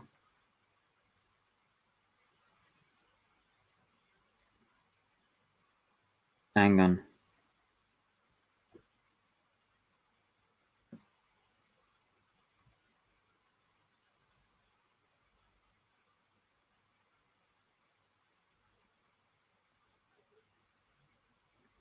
Ba, ba, ba.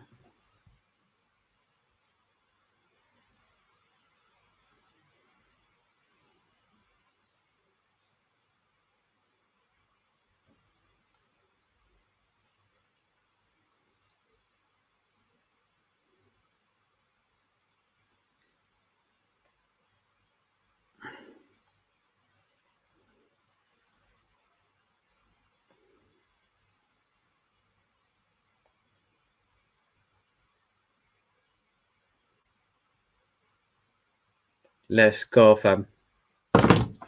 Good times.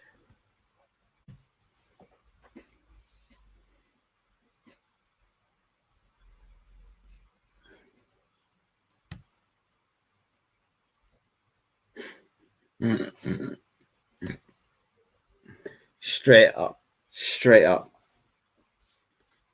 Straight up. Yeah?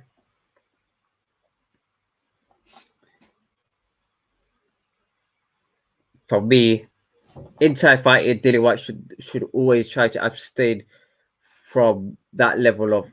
Oh, Dean White's there as well. I didn't know that. I thought he was back in England. Never knew he was here. But Povetkin, for me, I think he's going to retire after this fight, man. Shout out John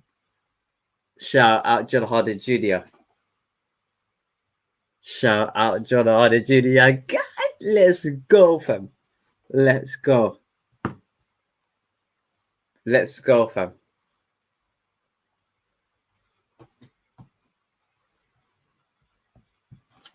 Let's go, fam. Yeah? Did White to win for a KO. Found the outside. If he, for me, Povetkin said that he's going to work on his defense. If that is the case,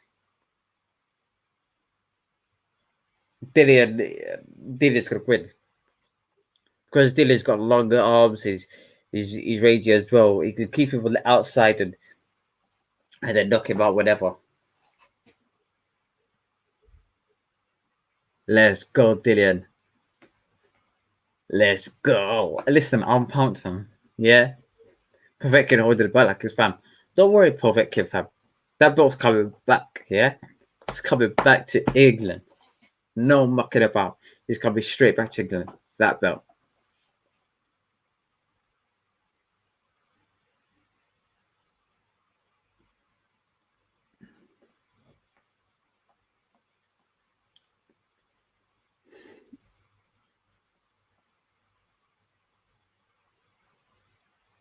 Oh, Dana White's got the RIP Marvin Hagler. Top.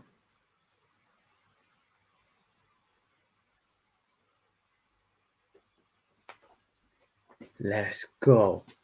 Let's go.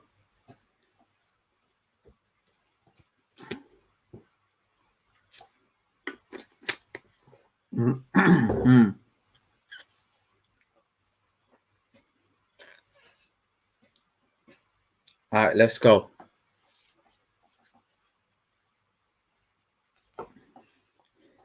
It should be a good fight. Dana White's coming in at a good weight. I think he's coming out at 147 pounds.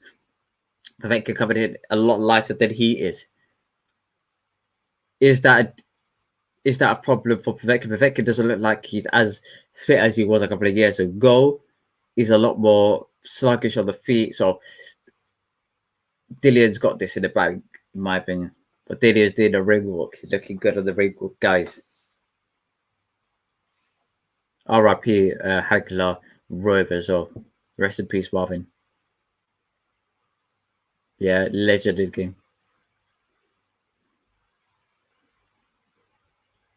Bruv. I wish I could show you guys, yeah. But this is looking sick. Let's go, fam.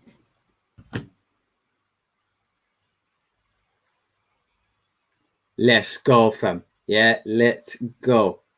Let's go. Yeah. Let's go, let's go, let's go, let's go. Let's go. Let's go.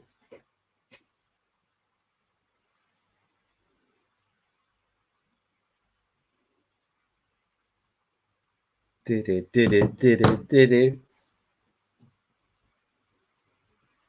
This guy's gonna be.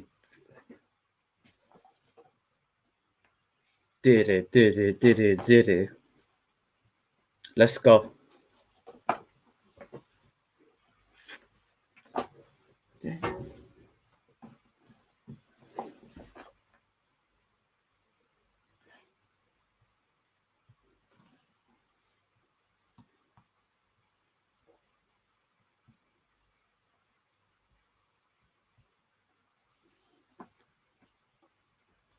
Let's go. Let's go. Let's go. I'm gassed. I'm gassed. I'm gassed. I'm gassed. Let's go.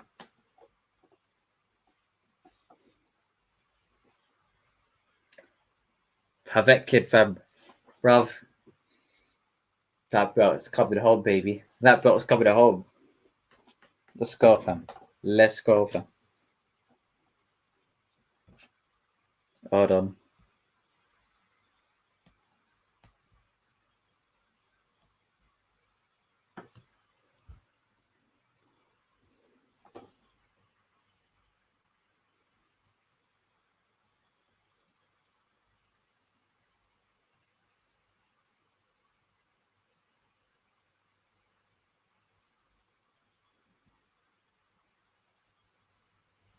Boom. Let's get started, fam.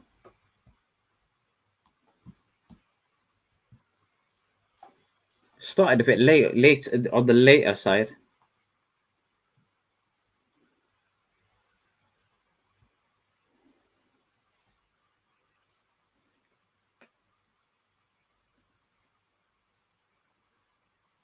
Let's go, Povetkin.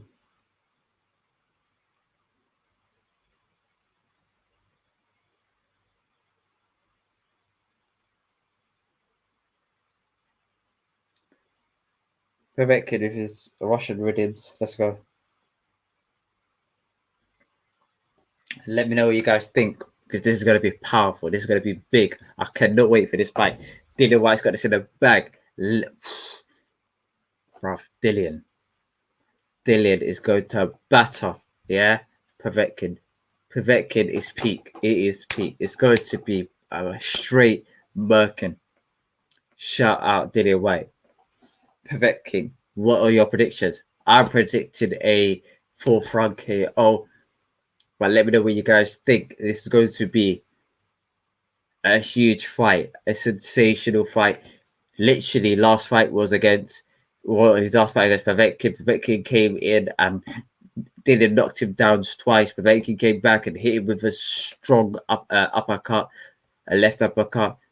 But let me know what you guys think coming on to this next fight. But this one's going to be on another level, guys. I think we're getting the old Dillian.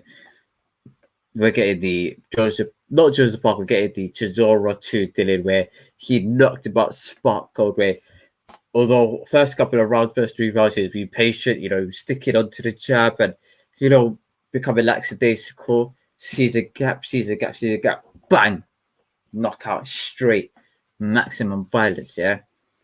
But one thing I want to look out for, his defensive work as well. Shout out everyone that's in the chat or in the stream as well. You guys are the G's, fam. You guys are the best. Yeah. However, for me, Dylan's got to go straight in, maximum violence. Not like, don't hold yourself back. Yeah. Literally go in like a rebel of a cause, ready to batter my man, ready to clean him out, ready to cause maximum violence, ready to cause havoc, problems, all sorts of problems in this fight. Yeah. Rest in peace, Marvin Hagler, also as well. Marvin Hagler, of course, one of the greatest ever fighters of all time.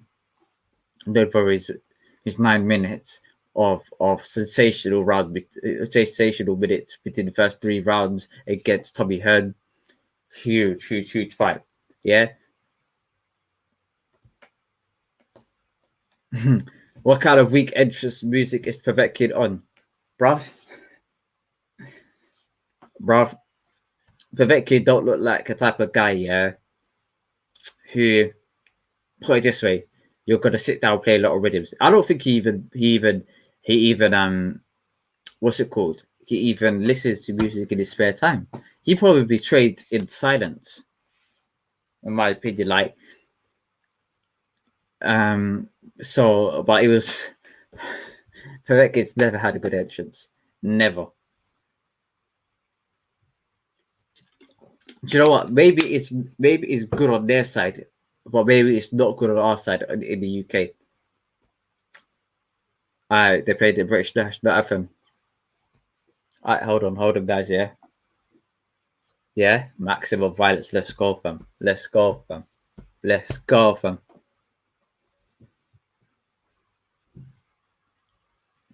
Do you guys think the UK embraces Dillian Whyte as much as AJ? Because I think Dillian Whyte is becoming a very similar person to Povetkin.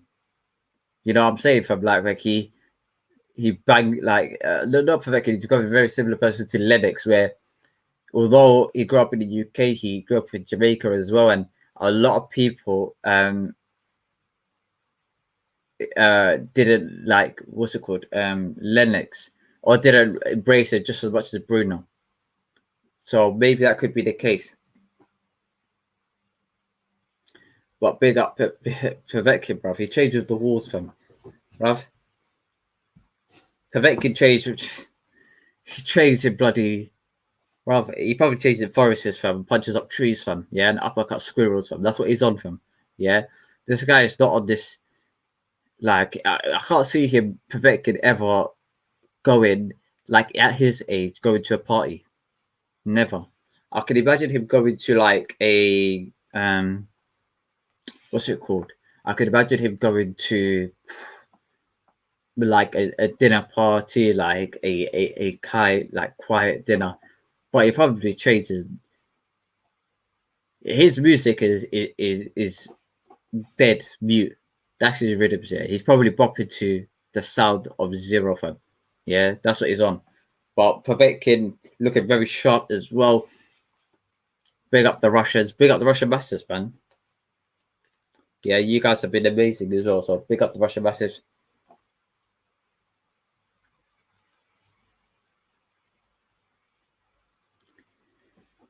Let's go. Rumble on the Rock. Come on, Dillian, man. We've got this, man. Let's go, Dillian. Let's go, fam. This is the day, yeah? Listen, guys. Usually I'm like nervous in it, yeah? Hang on. Let me check, guys. All right, cool. Check this out, guys, yeah? You guys hear anything? Yeah, me neither, fam, yeah? Dead, calm, relaxed, normal, fam, yeah? I'm not on this worried thing, yeah? On this sort of, you know, the way there, fam. I'm calm, fam, relaxed, because I know what Dillian's going to do. That's what I'm saying, fam. Dillian's going to go in, straight in there. He's going to go in like this, yeah? Hang on. I need a bit of space for this, yeah? Bruv, Dillian's going to go in, yeah? Right hook to the body, and he's going to come in with that power left hook, yeah? He's going to go, bah! Povetkin's gonna go like this, yeah. Povetkin's he's not gonna come off the canvas, yeah, and we're doing a watch along, yeah. He's not coming off the canvas. Hold on, guys.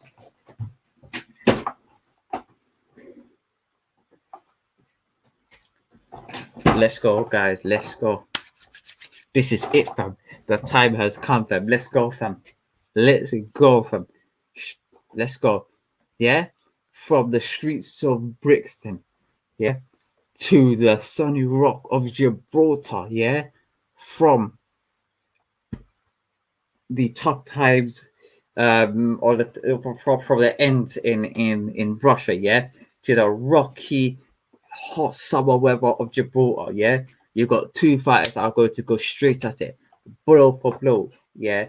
Whoever wants it can get it, yeah. Let's go, baby guy. Let's go, fam, yeah. Big up Javier Miller, big up Lennox Lewis trainer, yeah. Big up Magic Mike, yeah. Magical Mike, fam, yeah. The cut man, yeah. On the shoes and cut man, yeah. Big up all of these man, yeah. Let's go, fam.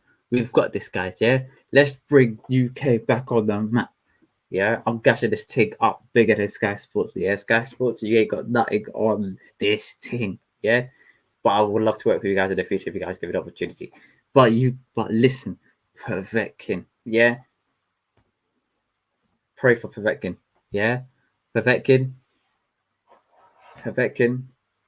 41 years of age, 39 wins, or 39 fights, 26 wins, 25 KOs, yeah. 2 losses and 1 draw. His 2 losses is to AJ and Vladimir Klitschko. His 1 draw was against Michael Hunter recently. He's not looking the best that he can be. This would be his last fight before he gets smacked out of the ring.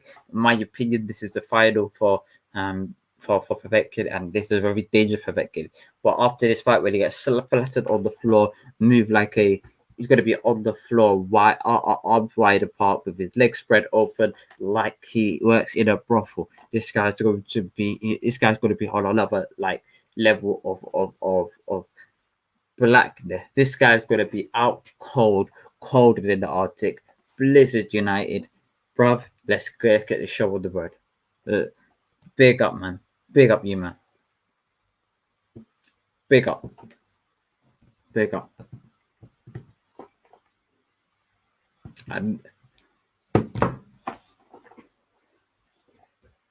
let's go. See this? Hang on. See this? Calm. Round 1. Bismillah.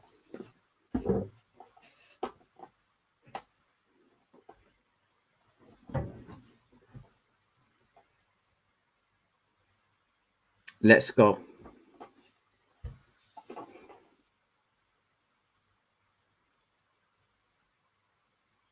Let's go, Dylan.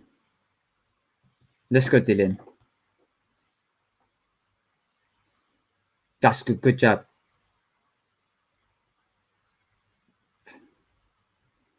He tried to. Oh, Povetkin looks like he's rocked. That's it. That's what I'm saying. Fuck him up, bro. That's what I'm saying, bro. That's what I'm saying, bro. Fuck him up, bro. That's what I'm saying. That's what I'm saying, guys. Let's go, fam. Let's go, man. Yeah? Let's go, fam. Let's fucking have this, yeah? Let's go, fam, yeah? I don't care, fam, if he was hurt or not, yeah? I want to see this maximum violence, guys, yeah? Let's go, fam. Yeah, Povetkin, what are you saying, fam? Yeah, what are you saying, fam? Let's go. Dillian Whyte's gonna. Dillian Whyte tried to hook him with that right hook, yeah? Forget the left hook, yeah? If you come ducker to left hand, he's going to fit. Dillian Whyte is hoping that he follows up with his version of a right hook, drop down, and then Dillian Whyte can throw that left hook over. I told you, man. You heard it here first. Let's go. Good ducking. Good defensive. Keeping a very good distance. He's not letting him go in the inside. Good right hand. What are you saying, fam? What are you saying? What are you saying? What are you saying? But that's what I'm saying. So I'm saying, fam. Yeah, nice body shot. Well, he scored the body slash for no reason. This guy's gonna say, that's it. 37 left, 35 seconds left on the clock. Good. Povetkin tries to go over. He does that. What you say, fam? Moving like a them ducks, fam. In the that's it, there. Lick off his head, fam. Yeah. Keep him on the jab on the outside. Don't let him come in the inside. Keep him on the jab. Because that's what he done well in the first fight. That's it. Bruv, shut up, bruv. These men are moving sneakers, fam. But commentators, fam. Yeah, you need, bruv. Yo, fam. Yo.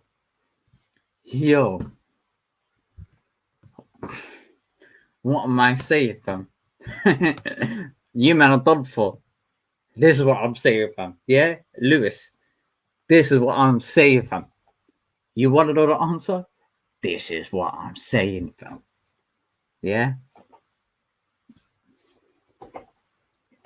Straight up, fam. Merton, maximum violence. Let's get this show on the run. Let's get this cracking, fam. Yeah. Listen, guys. This has been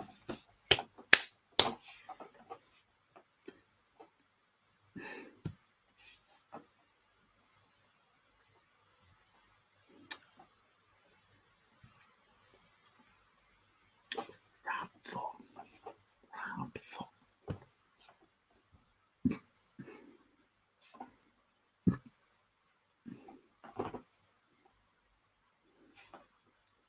Let's go do it, man. Yeah, I knew it, fam. Yeah, don't relaxed, calm, easy, fam. No stressing. Yeah, he was a bit unstable. That's why he kind of done that little shuffle, fam. Good job.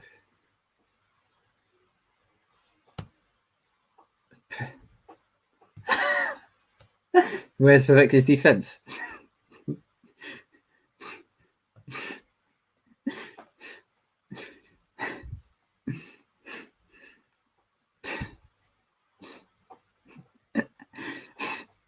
Where's the defense, bro?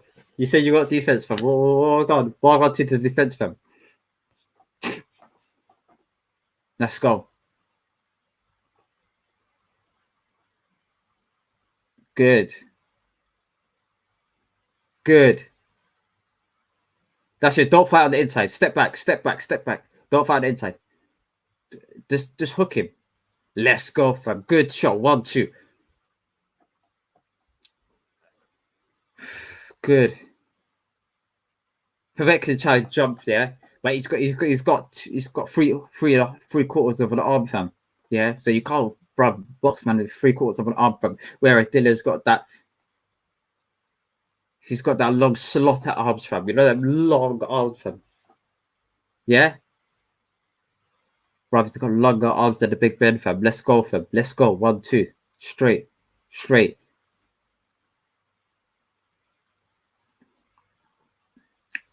Pick up the referee, fam.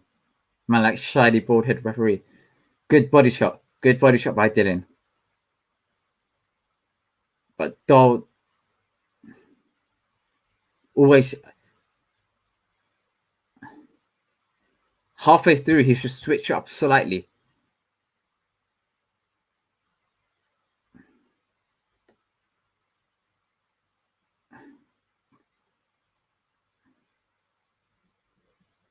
Good left hook. Good. Povetkin's swelling under the left eye. Let's go. Good job by Dilly. Dilly trying to burst that pipe.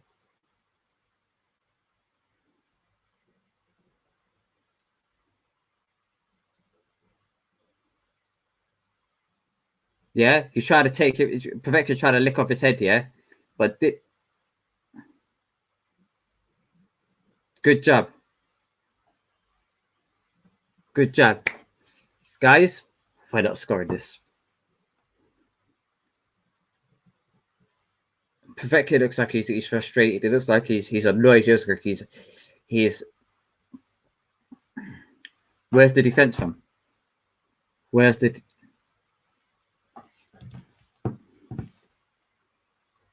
What a fight! What a fight from.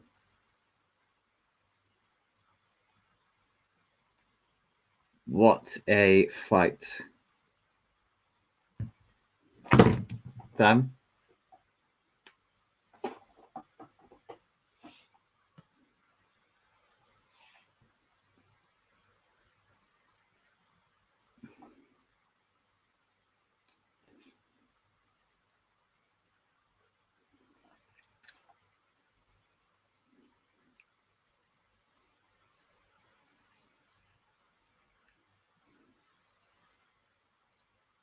What happened?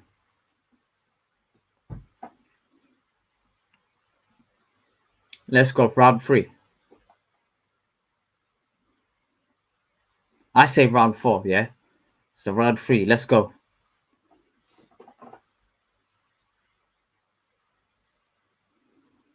Let's go.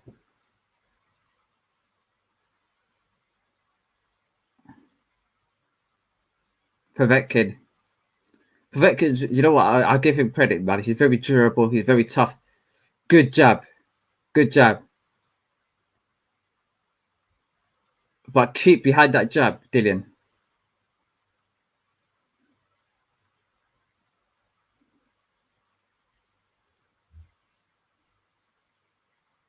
That's no knockdown. That was a slip. Povetkin defended like Phil Jones, fam. Straight up, fam. Straight up, fam. Shout out you about the temple. Good jab. Good job by Dillian. Good job by Dillian. Good jab. All right, cool. Stay back. Stay back. Stay back. Right hand him. Yeah. Dillian Whyte defensively. He's. Ooh, that's what I'm saying, fam. Fuck him up, fam. Fuck him up, fam. That's what I'm saying, fam. That's what I'm saying, fam.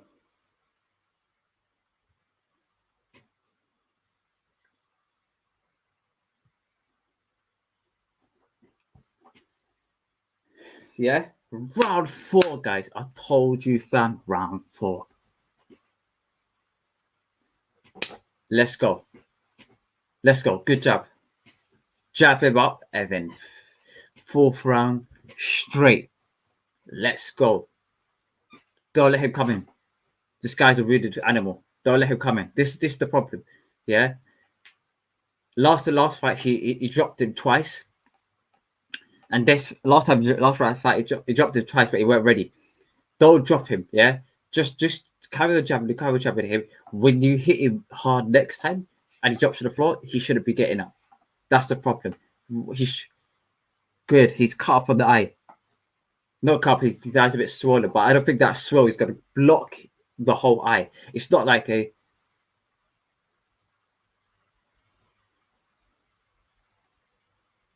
With Povetkin, yeah, an uppercut would sort him out. And that's what I'm saying from. That's what I'm saying from. Let's go. Good. Bruv. No, you haven't missed anything, bro. You ain't missed anything. Well, you have actually. They've gone right at each other. They've gone literally right at it. They've banged each other up repeatedly. Povetkin's got a swell right underneath his left eye. And Dillian is sort of targeting that. Okay, we're going into the 4th round, but Dillian Whyte gave him a good right hand, a very good right hand. Yeah, but Povetkin's got that chin of granite. He's not letting things go. He's still plodding on, and even at his big age, like he's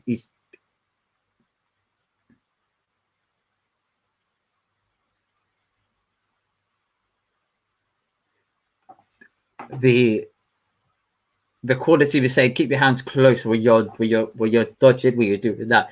A bit like how about Tyson type, yeah. Because last fight he kept, I was like this, he kept doing that, and then Povetkin came from the inside upwards and hit him with that good uppercut. So if he does that, it blocks up his access. That's what I'm saying. Front, fuck him up. That's what I'm saying. Maximum violence, maximum violence, maximum violence. Let's go, fam. Let's go, fam. Let's go, fam. Let's go. Let's go, fam. Let's go, fam. Yeah, let's go, fam. Straight hand, straight hand. Yeah, jab him, jab him. Don't rush in. Keep your hands up, keep your hands up, keep your hands up, keep your hands up, keep your hands tight. That's it, Dillian. That's it. Okay, don't mess up. Don't give up, bro. Don't give up. Just hands tight like this, hands tight like this. Yeah. Yeah. Don't start moving a bit mad. Povetkin struggling and he leaps in. He's leaping in, bro.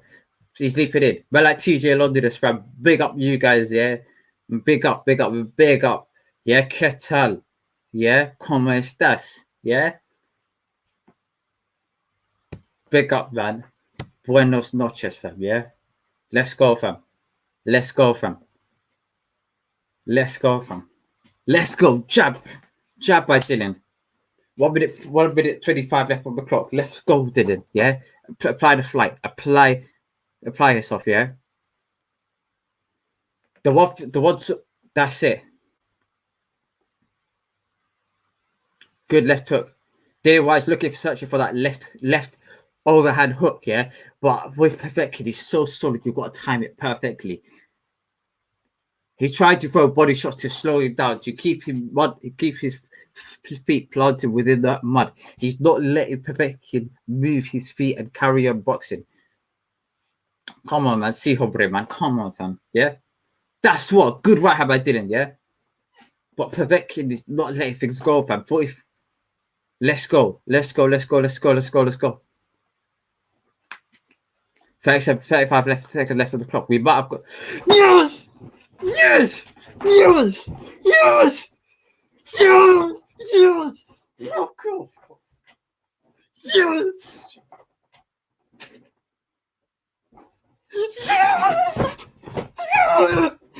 Fucking get it, fam. Yes! That's what I'm saying, fam. That's what I'm saying. Yeah? That's what I'm saying, fam. 4th round, fam.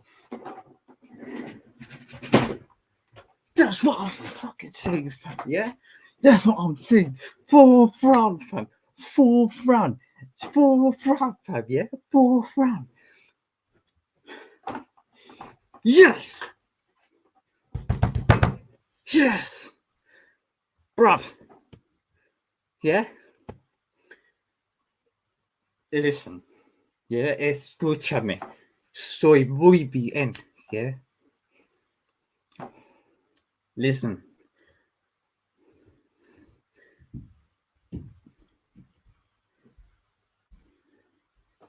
Listen, fam, today is the best day. Ahora es the mejor día de la semana, fam. Let's go, fam. Let's go, fam, yeah?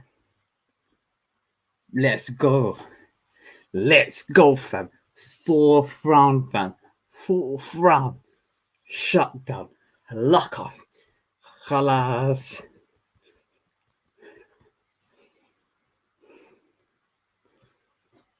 Fourth round.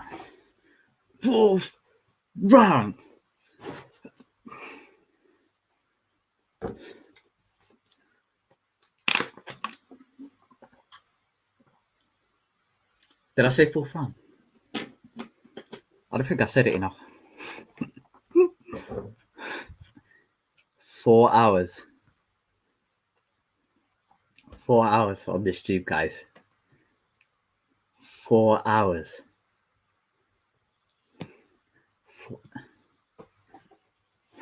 Hold on. Yes. Okay. Don't try it, yeah? Bring me my belt. Bring me my belt. Yeah? Break me my belt.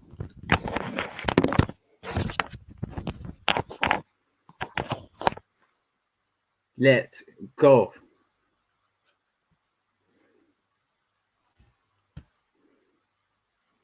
Yeah. We're going to listen, guys. Okay. We're going to listen, yeah, to the after fight sort of oh, it's kind of bugged out, guys. Hang on. Yeah, we're going to listen to the after fight interview. Dillian, fam. You've got to be Dillian, of this guy, Dillian Whyte. Dillian, man. I'm so proud of Dillian, man. I'm so happy for him. A throwback in that Yeah. sense. A lot of respect and admiration for Dillian. Yeah. The way he's constantly and continually Yeah. rolls the dice. That's the same sort of way how AJ flattered them. His finish stuff, his legs were wobbly, his legs were gone. Big up everyone, guys. Guys, if you haven't done it already, please click on the subscribe button on my YouTube, man. We're trying to get to 1K, and if you're on Twitter, like, just follow me on Twitter. If you're on Twitch, follow me on Twitch. But nah, surely not. With victory number 28. You're ahead of me, bro. So maybe. Style. And he reminds us all that he still has a part to play. Oh, I am Barber, fam. In this You can't do that, fam. enticing heavyweight mix. AJ and Fury, we wait and see.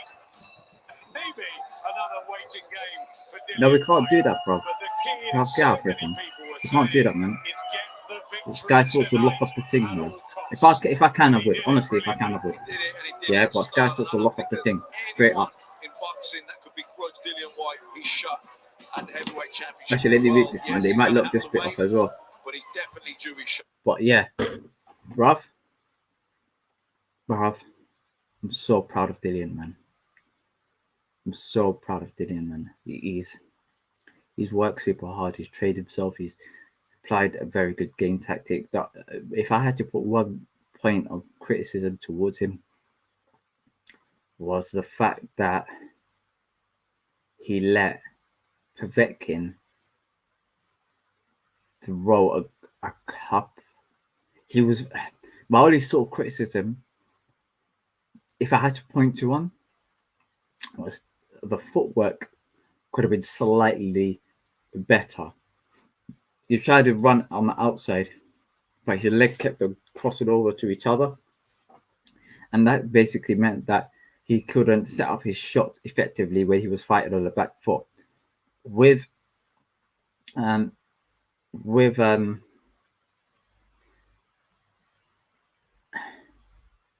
on, let me hold on. And WBC interim heavyweight champion of the world, Dillian, the body snatcher. Very good performance from Dillian Whyte. Very good performance from him. Best performance from him since till date. Dillian Whyte's like, yeah, I missed you, fam. I missed you, fam. It's a spring cleanup as he boards back to the top echelons of the heavyweight world. He wanted a crowd. He got that. Yes, I'm so happy, man. And I'm sure he wanted a performance. You leave it to Twitter next week. What do you mean, bro? I'm not sure. I don't know what you mean. He could have scripted it much better. But I'm so proud of Dillian Whyte. I'm so proud of who he like this fight in particular. He performed extremely high level. He kicked on the outside. He didn't apply. He didn't let Povetkin get into distance. Anytime they were in the distance, he got in close. Povetkin is a great inside fighter. The last fight that he fought, he tried to jab him to the stomach because he understood that Povetkin is very good in terms of planting his feet and set up the shots with his hand. The jab to the body and the hooks to the body allows Povetkin to stay planted, to stay grounded, to allow him. Yeah, bro, I'm on Twitter, fam. I'm on Twitter, fam. Yeah, bro, I'm even on Twitter, fam. But shout out Periscope, bruv. Let me tell you something, yeah.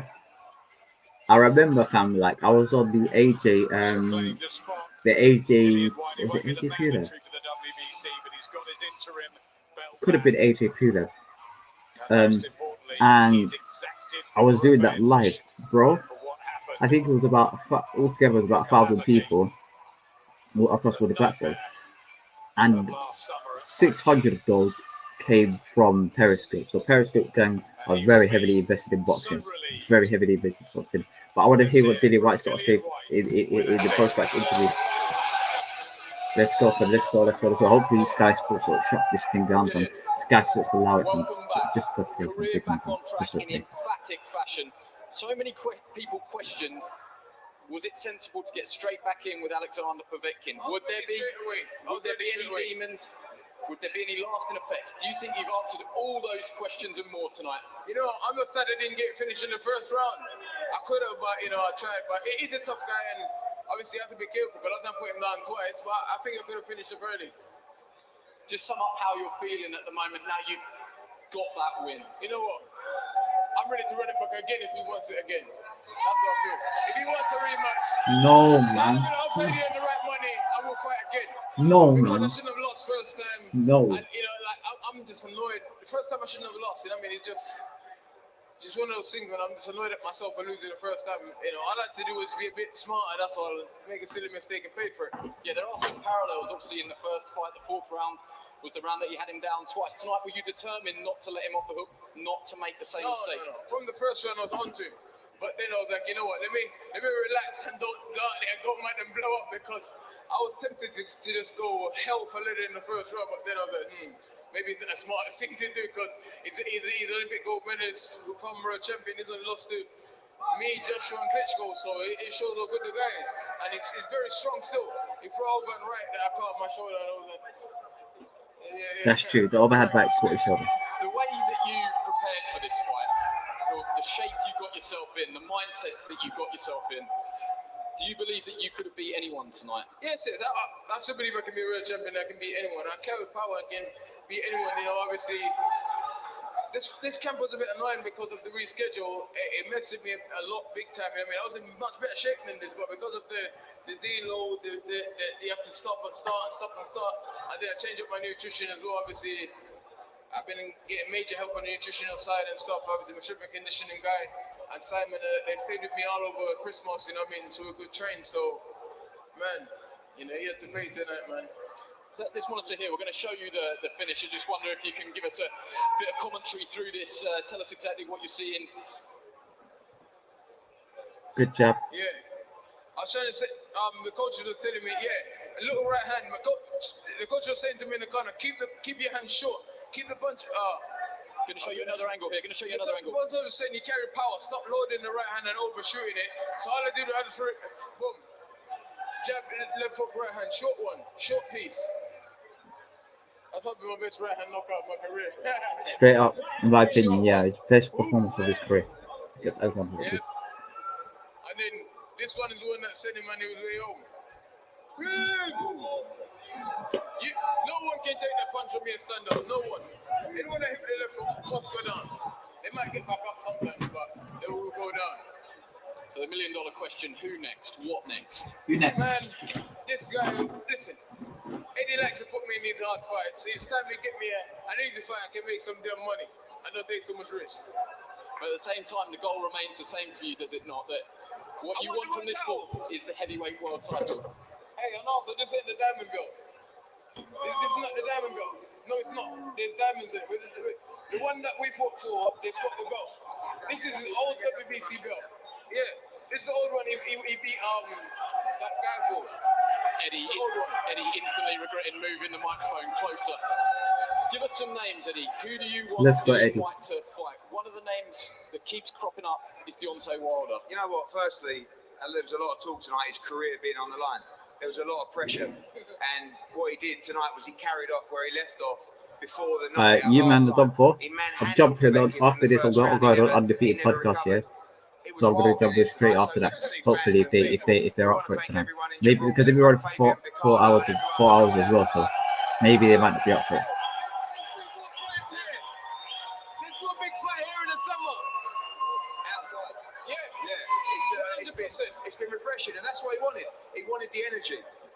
tonight, you know, his World Championship dreams were on the line tonight. I think he's right. You know, I'd like to see him box quickly again in the summer. Maybe let's go over to the States, have a fight over there, because we know there's a logjam. Listen, for me, we called for the Deontay Wilder fight for a long, long time. He actually DM'd Dillian Whyte and told him, I will never, ever give you that fight, right? That's true. Right. Yeah. And now he got knocked out. He's calling for the fight with Dillian Whyte. So for me, that's a stadium fight. That's a colossal fight. But you know, that was a lot of pressure tonight. I'd like to get him back out quickly in the summer, maybe go over to the States and have a big fight as well. And, you know, the ultimate aim has always been for Dillian Whyte to challenge for the world heavyweight title. Everyone knows in boxing, he's a handful for anyone in the division. Tonight was about getting his career back on track, the world title ambitions back on track. Coming back from that knockout, it wasn't easy. He showed tonight the determination. He wasn't going to be denied. He manhandled Alexander Povetkin. He battered him from pillar for post. You know, we're back where we wanted to be. Now we regroup, we go again, and the aim remains the same for Dillian Whyte to get a shot at the World Heavyweight Championship. It is a good problem to have for you, but shot at a world title when it looks like AJ Whyte blocks Fury. You know, they've signed, we're waiting for a venue, and that could take time. That does make it difficult. Listen, if that's the case, he stays active. He loves to train. He loves to fight. He don't want to rest. I think I'm right.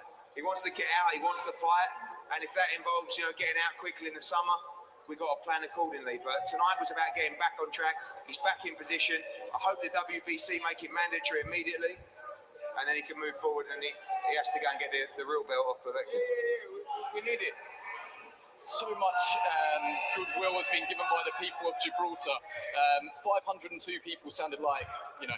Oh, man. I can't even put a figure on it. It felt so good to be here. There is a presentation going to happen now. If I bring my microphone over. What's the presentation? Give you this chance to present this. What's going on? We kept coin number 1 in gold for the winner of tonight, and it's my great pleasure to give you this golden Gibraltar National Mint coin with your effigy on it as the champion. Thank you. Congratulations.